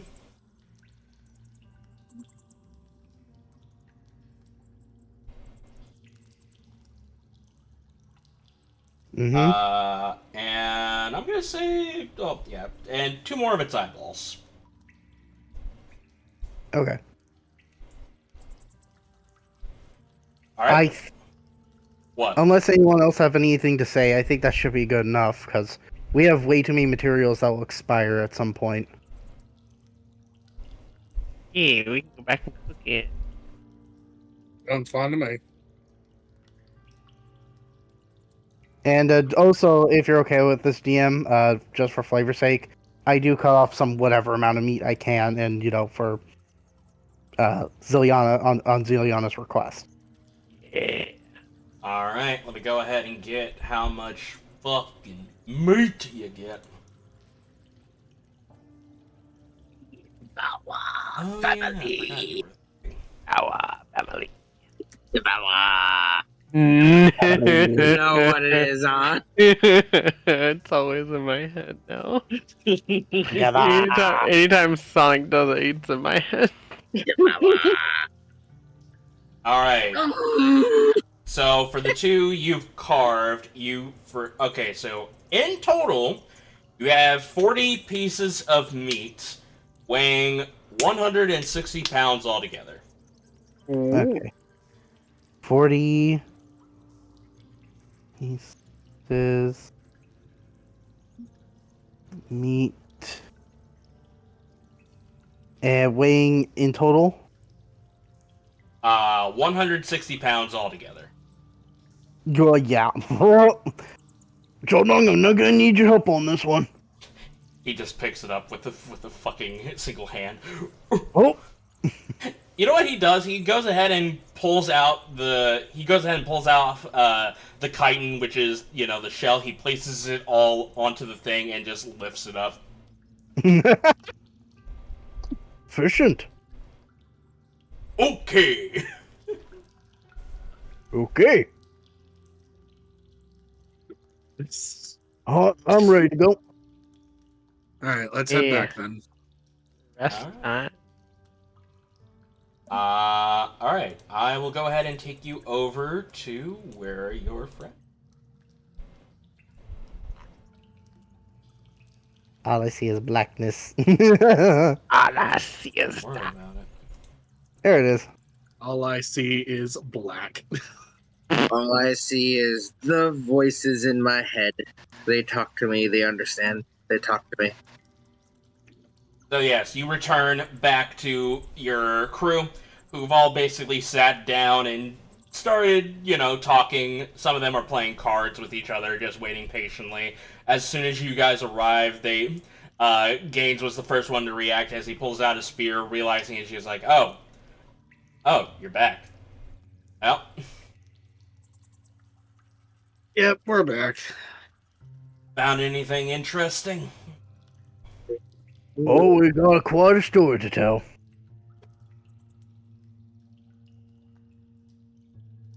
Well, I think the big thing to start here is that we found out about around 2 puzzles, both on pain in the asses. A Lord of Water Weirds, a very mysterious creature, and hook chickens. Also, we found an entrance to the Underdark. I thought they were sword. Iris is just looking at you with the squint, just like, hooked chickens? I just pull up from my backpack just one of the big hooks. That one gives her advantage. Yeah, that's not needed. That's a nat 20. I was actually going to say it's like as he's doing that, I kind of just explain and describe the creatures in detail. It's like that one Game Grumps animation where Dan is like talking to his dad and he's like, spoofy. Oh, you mean Spotify? Yeah. Spoofy. It's basically that where it's just like, the hooked chickens. You mean the hooked horse? Yeah, the hooked chickens. No, the sword chickens. The sword chickens. Whatever the fuck Brutus said. Hooked chickens. Yeah, hooked chickens. It's like, they're sword turkeys. You're talking about hooked horrors. No, sword turkeys. She just squints at you she just squints at you with like, bitch. Her one eye. Her one eye just squints at you, just like, bitch. Bitch, I said. Did I stutter? I'm the one cooking them. I get to name them. Oh my god. I'm the one who's lived in the Underdark. I know their name already. Anyways, they're called hooked horrors, and they are vicious creatures. Well, they would have been if we didn't single them out and Metris slow them. Yeah, there were about 4 of them, but they kind of went down pretty quickly once Metris slowed them. We focused on one at a time, and Javnung just kind of did his usual thing. I mean, they were kind of vicious on Bruce's face.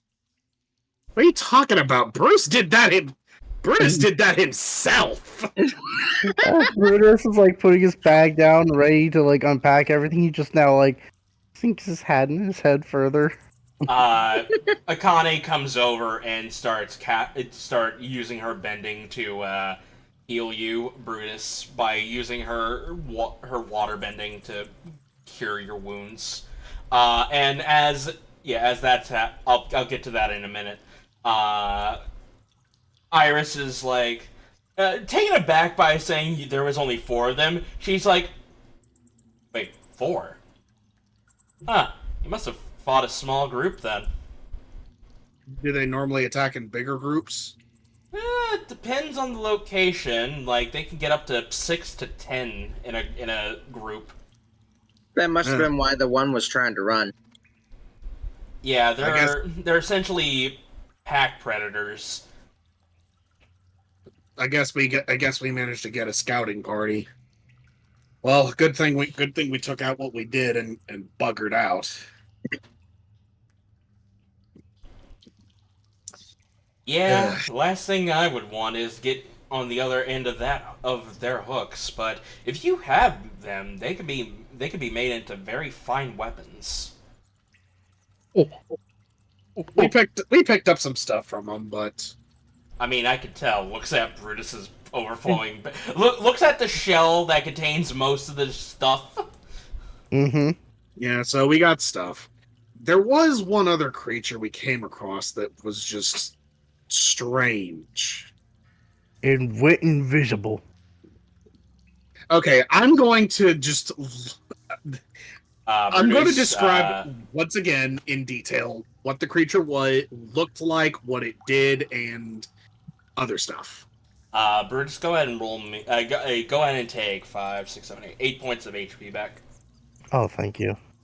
Yeah, Akane goes ahead and cast healing waters on you and just cure the wound on your face. God, what would this roll be to describe this in the most accurate detail? I mean, I think it would have to Percy be. Jackson. Like when the water comes up to a person's body, it starts to heal over and mend the wounds and scars.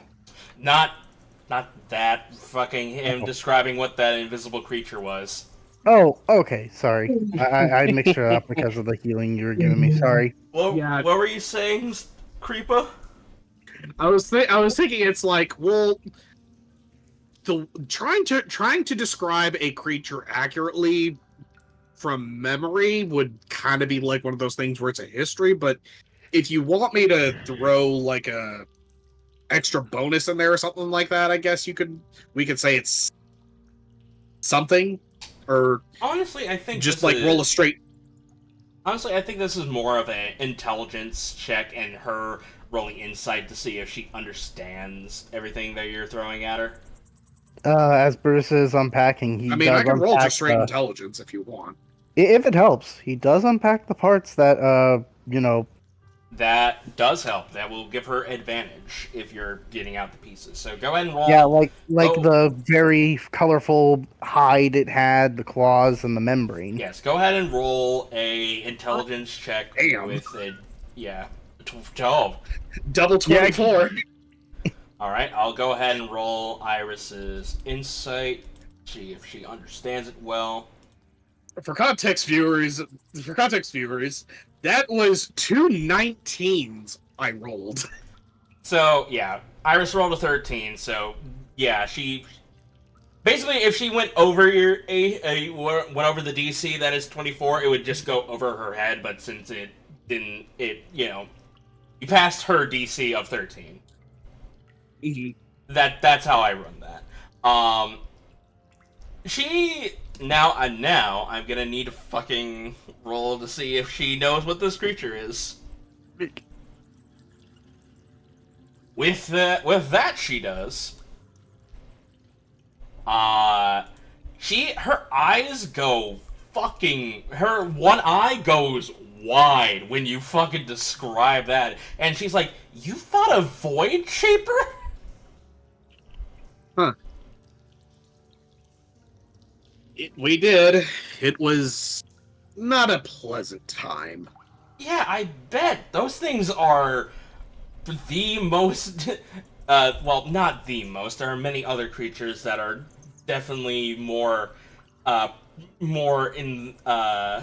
vicious when it comes to hunting down and hiding within the shadows, but they are definitely the top creatures that you want to avoid in the Underdark. I guess the only thing that was helping you in that fight was the fact that you were all in an enclosed space. Normally they are found in much larger areas, using the environment to their advantage to either go from place in place, confuse people, or just quickly get out of dodge if the combat's not going their way. Same. Normally, I don't like fighting in enclosed spaces, but in that regard, considering how it was fighting, I have to agree with you. There's rumors that essentially these creatures were made from illithids. Oh, crud. Roll me intelligence check or history check. See if you know what Illithids are. Brutus isn't. He's just gonna Yep. go. What that? Nope. I thought I had it. Like, actually, you know what? I think the best way to say it is like I had the thought, then it disappeared on me. I will say, I do think you do have inspiration if you want to use it. Do I? Yeah, you do. I don't recall. I don't recall having it. But... I literally looked at the thing where I do the thing, and it says you have an inspiration. Oh, okay. Okay, so reroll or take the 15. Is that my choice? Reroll or take the 15. It's up to you. I'll take the 15. Illithids aren't Illithids are the proper name, but what their most common name are mind flayers, which are humanoid beings with essentially octopus with an octopus face that loves to devour the brains of its victims. Either that or converting the unfortunate into becoming illithids through metamorphosis. They are highly intelligent, they are a hive mind, and you do not want to be anywhere near them if you are unprepared for any sort of combat with them. Ugh. There's a moment where you're looking through Ford's library of books and you stumble across that page, and he's like, "Yeah, we don't mess with those." Yeah, I just kind of as he's kind of thinking about, as he's kind of get the information back in his head, he's just like, "Oh, right, those things." Yeah, there have been rumors that they've created these as a way of as like hunting dogs or something along those lines. But those are rumors, of course. Not 100% sure of where their origins come from. Well, whatever their origins are, I think the name Void Jumper is an accurate one, considering they love to disappear and reappear almost seemingly out of an endless void. Void Shaper. Void Shaper? Yes. I thought it was Jumper. I'm sorry. I thought it was Shaper actually, so I typed it in. Yeah, it is Shaper. Yeah, sorry, my bad. Void Shaper. Yeah, very, very nasty creatures. If you're out in the open and unprepared for them, but in an enclosed space, they're definitely easy to deal with. Ugh. Just wish it wasn't playing so much with our heads in that enclosed space. They tend to do that. Try to make their targets vulnerable to go in for the kill. Well, other than that, those were the only two real unknown creatures that, unknown to us anyway, not so much to you.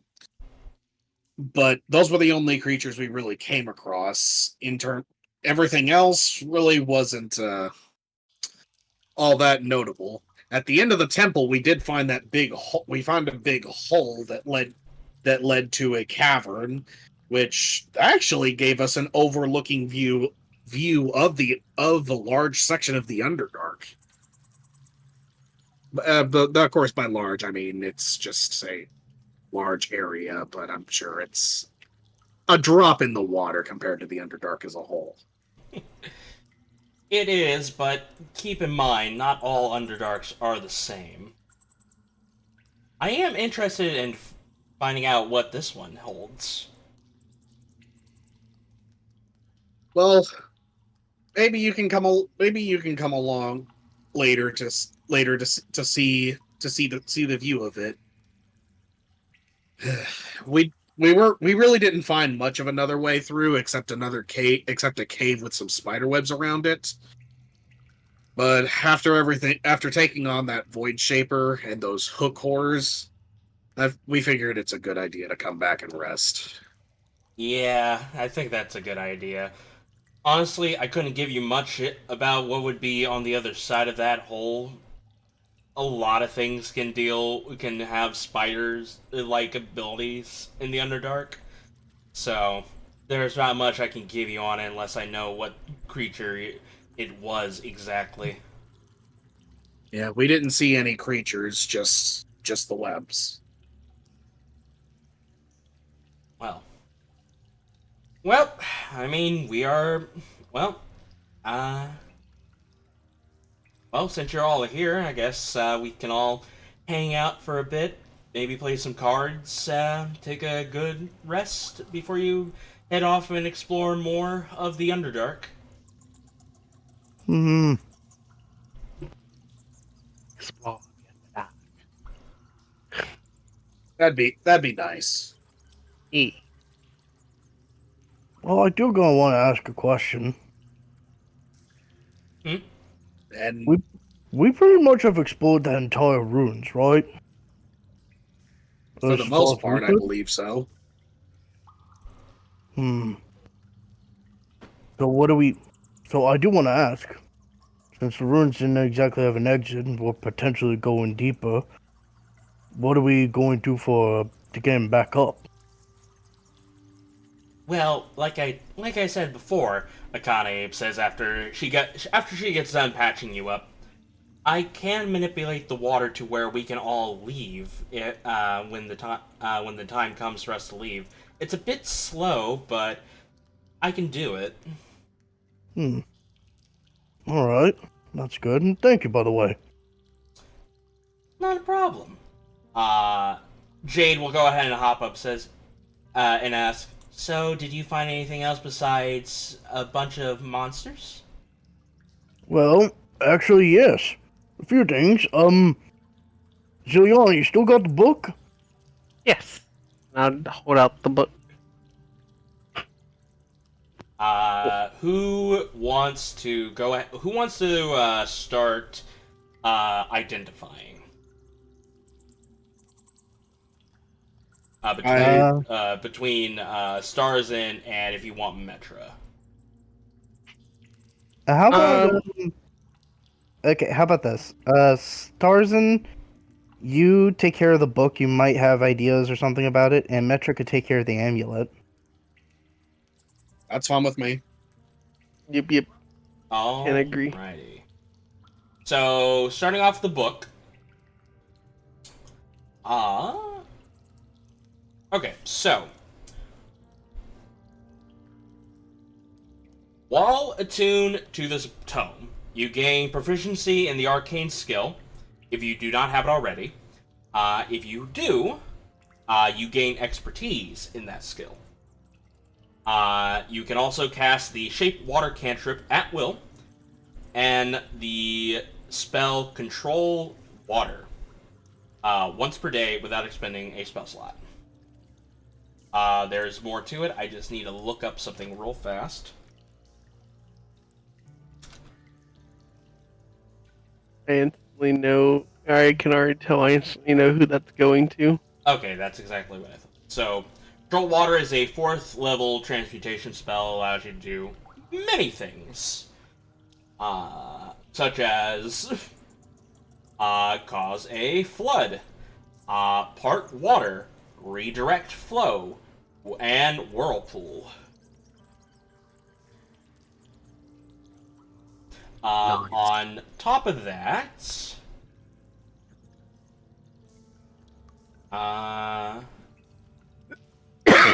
when you study the tome for at least 1 hour, you gain advantage on intelligence check related to oceanography, marine biology, and water-based magical effects. Water-based magical effects for the next 24 hours. Wow. And lastly, because this is a rare book, while carrying this book, you gain the ability to breathe underwater and have a swim speed equal to your walking speed. Oh shit. This is a really handy book. Metra. She turns to you with her eyes wide open after she got done identifying the fucking medallion. Uh-oh. Medallion got some fancy, I guess. So, Wow. how much you want to wager what I have is a lot better than what you have? She says with a grin in her face. Well, at first I was just thinking that this would be handy for a certain someone, but you piqued my interest. What makes this amulet what makes this amulet so great? God, where did you go? Fucking everybody else. All right. Here it is. Girl up. That note was somebody that you used to know. All right. So this amulet is called. Actually, hold on. Is it? Yes, it is called the Sailor's Medallion of Passage.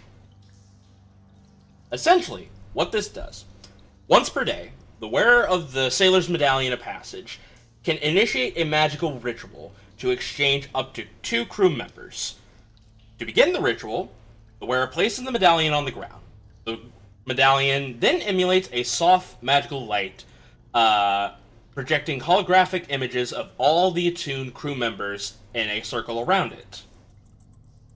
The wearer can basically choose between 1 to 2 crew members that they want to bring with them, in exchange for 1 to 2 crew members that they're going to swap out. This ritual takes up to an hour, and it can only be used once per day. Oh. Sounds heavily interesting. Ooh. So essentially, you can, if you want to, switch out Javnung and Iris for, let's just say, Gale and Harvey. They switch places, and here you are. Big wow. Big wham. I made this because I realize whenever you guys go off on your little journeys on islands, you're only stuck with the 2 that you bring with for the majority of it, and then none of the other crew members get a chance to shine, kind of deal. I made this to where it's a lot easier to circulate crew members if wanted or needed. Yeah, this is actually a really, really handy item.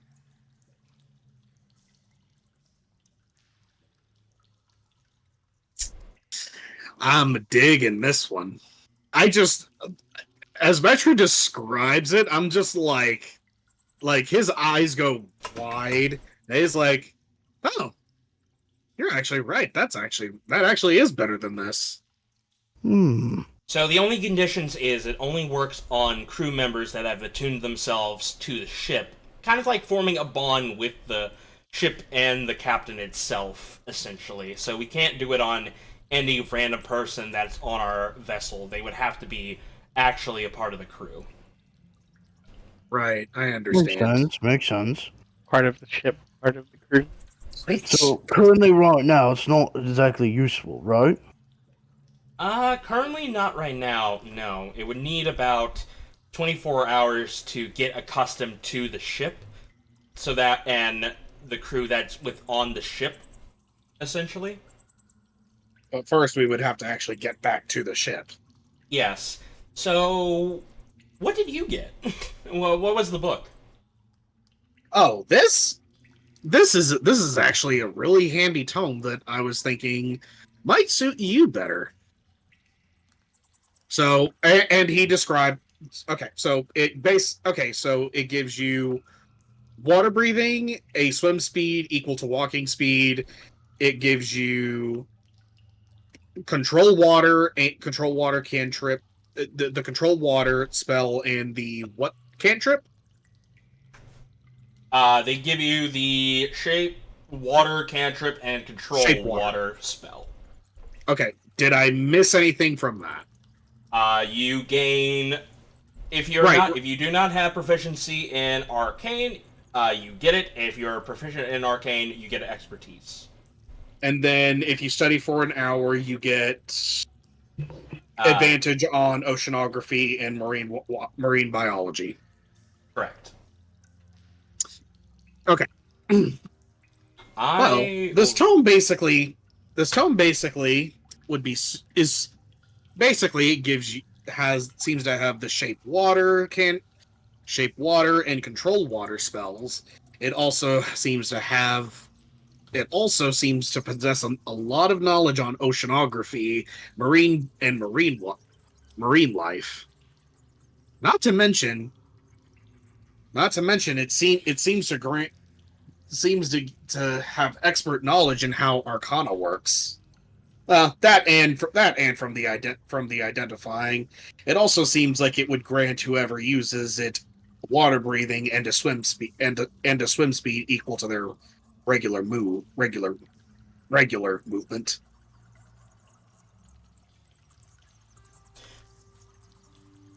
She nods at that, like, that is actually pretty useful. Especially if we want to get out of here a little bit easier. I can actually use that to redirect the flow of the waterfall to get us out of here. That's exactly what I was thinking. Well, that and also,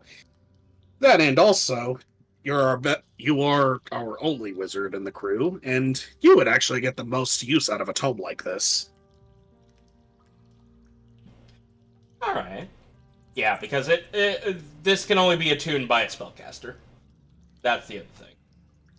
Well, obviously.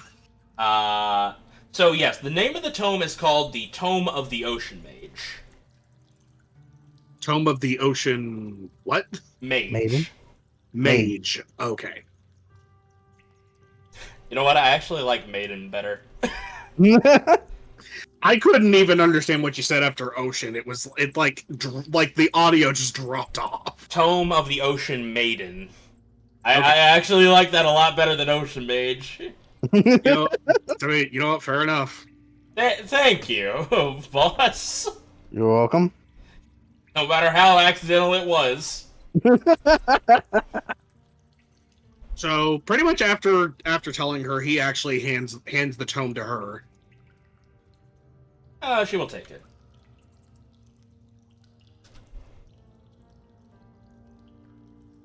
As for the medallion, well, right now, either me or Zil could hold on to it until we get back to the ship.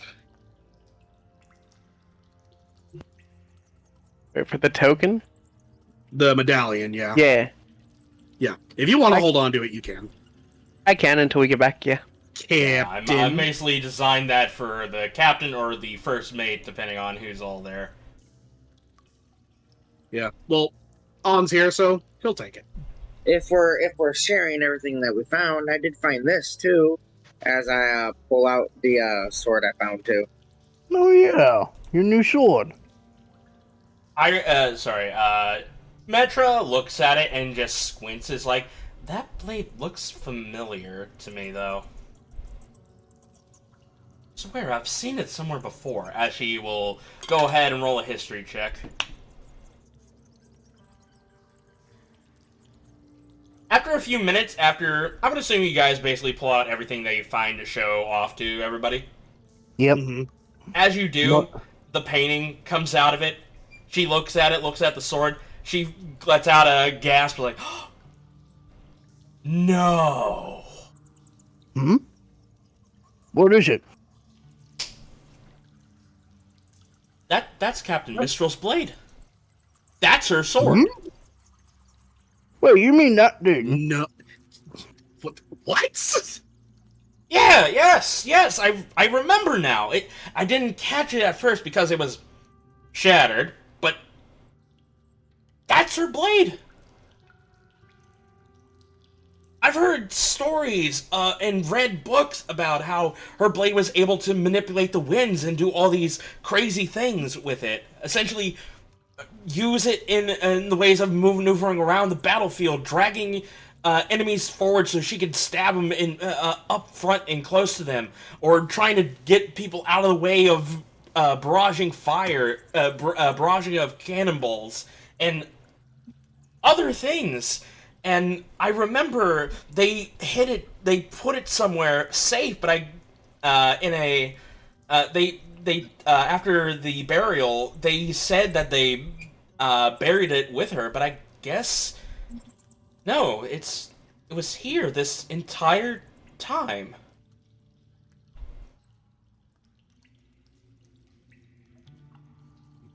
Did they even say where it was supposed to be buried? Well, apparently it was supposed to be buried with her, she just said. Yeah, all war heroes during the first Great War were buried in now I gotta fucking remember the name of the island. I think it's called Auroras.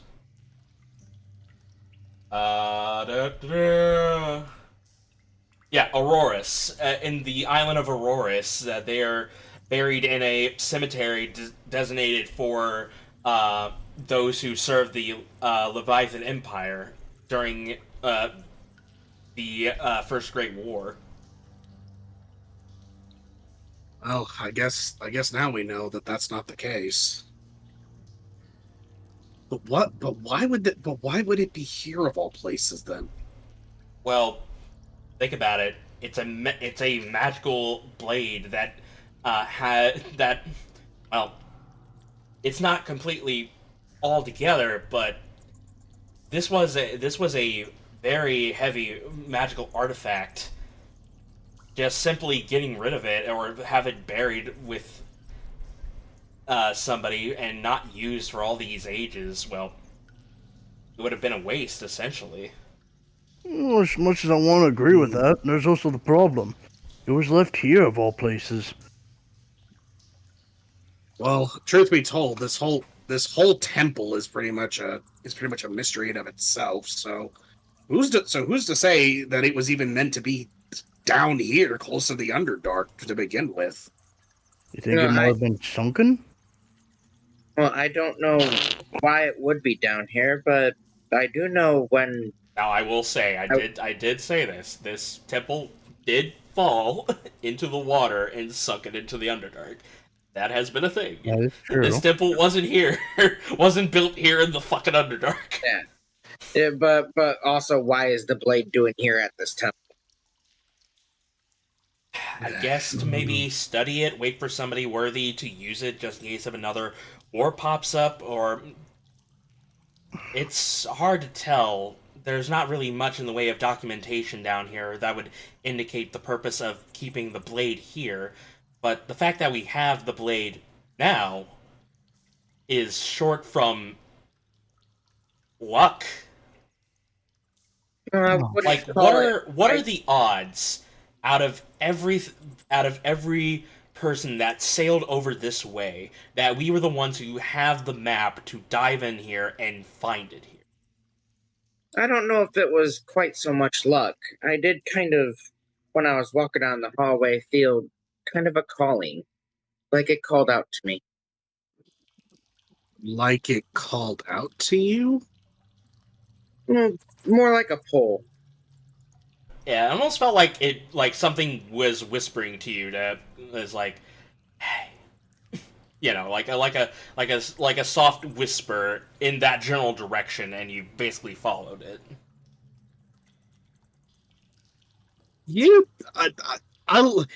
After hearing that, he looks towards Metra and just Starzin looks towards Metra and just says, "You don't think." What don't I think? What are you getting at? No. Well, I think I kind of get why he's thinking that. You That's don't called think crazy. that there. You don't think that there's some sort of I don't know. Maybe this is incredibly far fetched. I mean, granted, I've never been a big believer of fate, and the only thing I really believe is magic and logic. But well, right there, you basically created understanding magic in a logical sense is asinine in a sense. Isn't magic its own kind of faith? Sometimes, yes. I know there are those who worship the goddess of magic and nature. look, There. I'm just explaining how I understand it. I'm not saying it makes sense. Oh God, I really am just. You know what? I'm just gonna stop.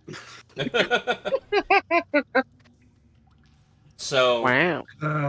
I was just gonna say something, but it's like Okay, let me think for a minute. Doing it to yourself. So, Mhm. Look, I guess what I'm trying to say is, was it meant to be fate that's drawing him to the sword, or does the sword have like a level of sentience? It could be worse. Could be the ghost is haunting her. Oh my. I mean, to be fair, all three of those can be possible.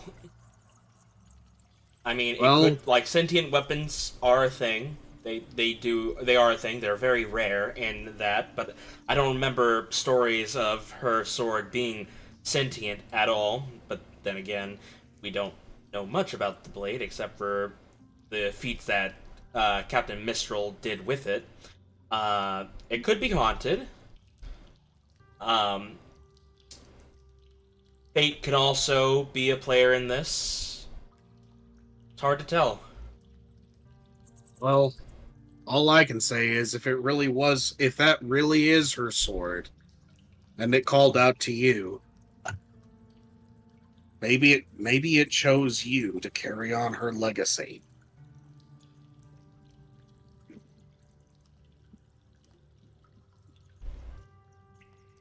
Well, this is going to get a little too out of my pay grade, I guess.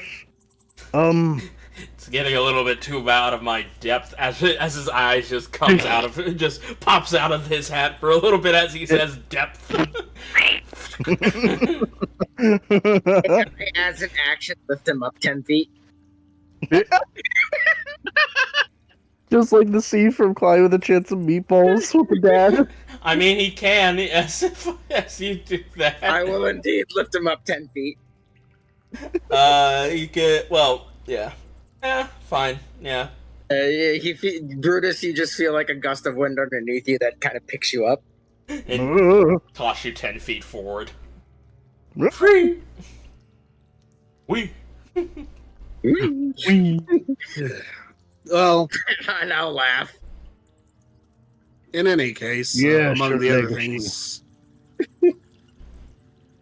in any other case, Akane, we did actually find this painting, and figured maybe you'd like to restore it. She goes ahead and looks at it, and looks around the pieces that have been soaked in the water for years, and is like, well, I think I can restore it, but we'll definitely need to stop at the next port for me to get supplies to start the process, per se. That sounds good. At first we just thought it was just a nice painting to just bring back, but well, then we learned the story of it, and well, we decided to bring it back. Bruce is just gonna get up and back up with everyone else and just like sits back down, just looking at Sips because of the wind gust. Okay, so here's a quick question. Is the Black Horn crossbow something I can repair here, or do I need to wait till we get back to the ship to repair it? I'll say you can make repairs on it now, but until it's fixed in your workshop, it will have disadvantage. Okay, so I can at least repair it to operable, but it's going to have disadvantage. Yes. Well, Brutus, about that crossbow. Hmm? Would you like me to make repairs on it now, or would you prefer to just hold on to it and wait until we get back to the ship? Hmm. If I do fix it now, it won't be operating as efficiently as if I took it back to the workshop, but it will at least work. But it won't be as, let's say, accurate as it would have been if you was in your shop. Right? Yes, it's going to be less accurate, and there is a chance it could have some other malfunctions. Okay, how about I have a counter offer. We can go with disadvantage, or a -5 to your attack roll. -5 to my attack roll. If I It's look at my... it's your crossbow. It's whatever you want to do. Mostly say this because so far most of your nat ones come from the other side of that disadvantage roll. Yeah, that's why. Yeah, disadvantage. Yeah, disadvantage is something that can really screw him over, knowing his luck. I mean, regardless, this is gonna screw him over no matter what happens. Either way, I'm screwed. It's either do you want to make it more painful if you roll another nat 1, or do you want to be able to, or do you miss a lot more? Brutus thinks about this, gives it some considerations, and just... I think I'm going to keep it the way it is until you fix it up properly. Last thing I want to do is for it to break up and, gestures to his face again. And besides, if it's even less accurate than it was before, then I'd just be wasting more bolts than I would be getting. Yeah. And here I was wondering when you were ever going to get a few more brain cells. I know what now? I'm saying you had a spark of brilliance right there. Oh. But in any case, if that's what you want to do, then hold on to it and keep it safe until we get to the ship. Mm-hmm. And then I can make some proper repairs for it. I was just offering just in case you felt like you were going to need it. I think I could still work with Hugo. Besides, I still also have the cutlass. Well, that is true. You still have Hugo in the cutlass, so you're not entirely without weapons. But I am going to say this: you screw up that other crossbow, you and I are going to have words when we get back to the ship. Duty noted. I can't wait for Creepah to roll a nat 1 on his, and he breaks his metal fist. Look. I can give him crap, and I'm gonna take my ownership up to it because it was something I made and I suffered the consequences for it. His crossbow was something I made and something he did, but he's using them, so I can easily blame him. It's all about who has the immunity idol. And if you're the one that made it and not using it, you've got the immunity idol. It's the classic engineer blunder. I'm not in the wrong because I made it. You're clearly mishandling it.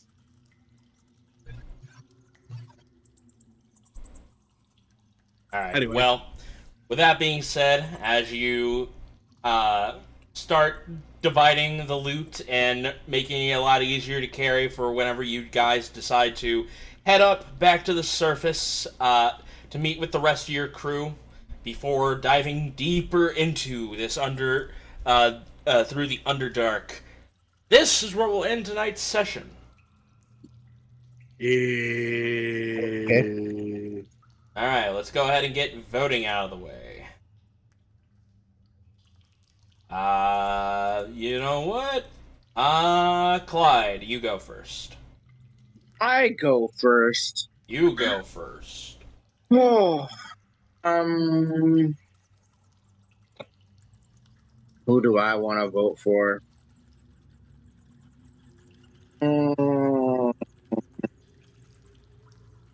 You know what? I feel like voting for Starzin. Okay. No, I refuse. Because Starzin sucks at puzzles. All right, cool. That's a 4. Do you have any other reasons besides that? Nope. I fell asleep through half of the thing. Brilliant. Forgive me. Yeah. He's voting for me just to piss me off. I fucking hate it here.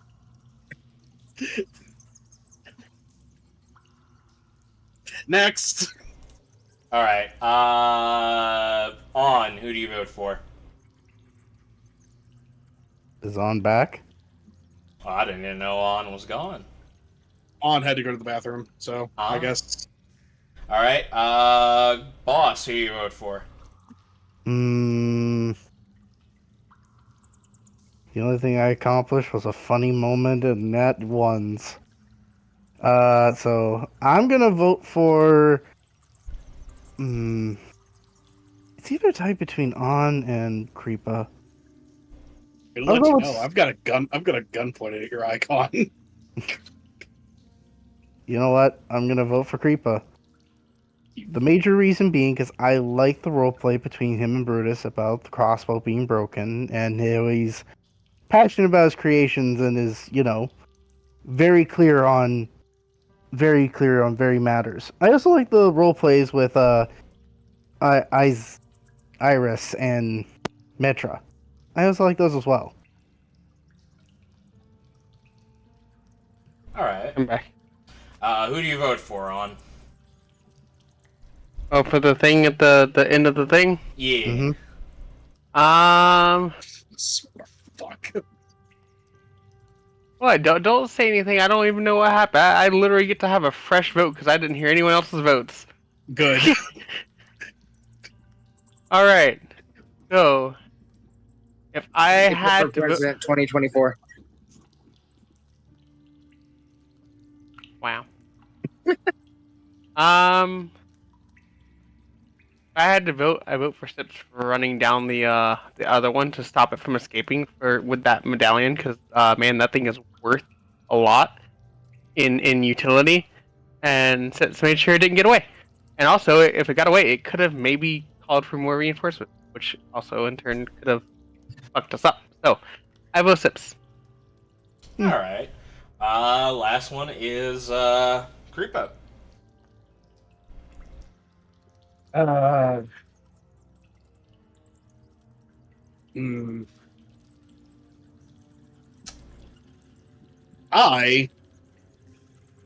am actually going to give it to Zilyana for really a lot of the puzzle work and for some of the little bits and pieces of roleplay. All right. But mostly for the puzzle. Well, unfortunately, today's winner is you, Creepah, for you got the most votes. I will go ahead and roll to see who gets the Lady Luck roll. What's happening is wrong. But Lady Luck favors On today. Ah. Yeah. Alrighty. Well, with that being said, thank you guys for watching the latest episode of Primordials Bounty. I hope you guys enjoyed. If you did, please do subscribe, follow, leave a like or a comment, and we will see you guys next time. Say goodbye, everybody. Bye. Bye-bye. Lalafell lives matter. Wow. A lot of lives matter. Yeah, bye.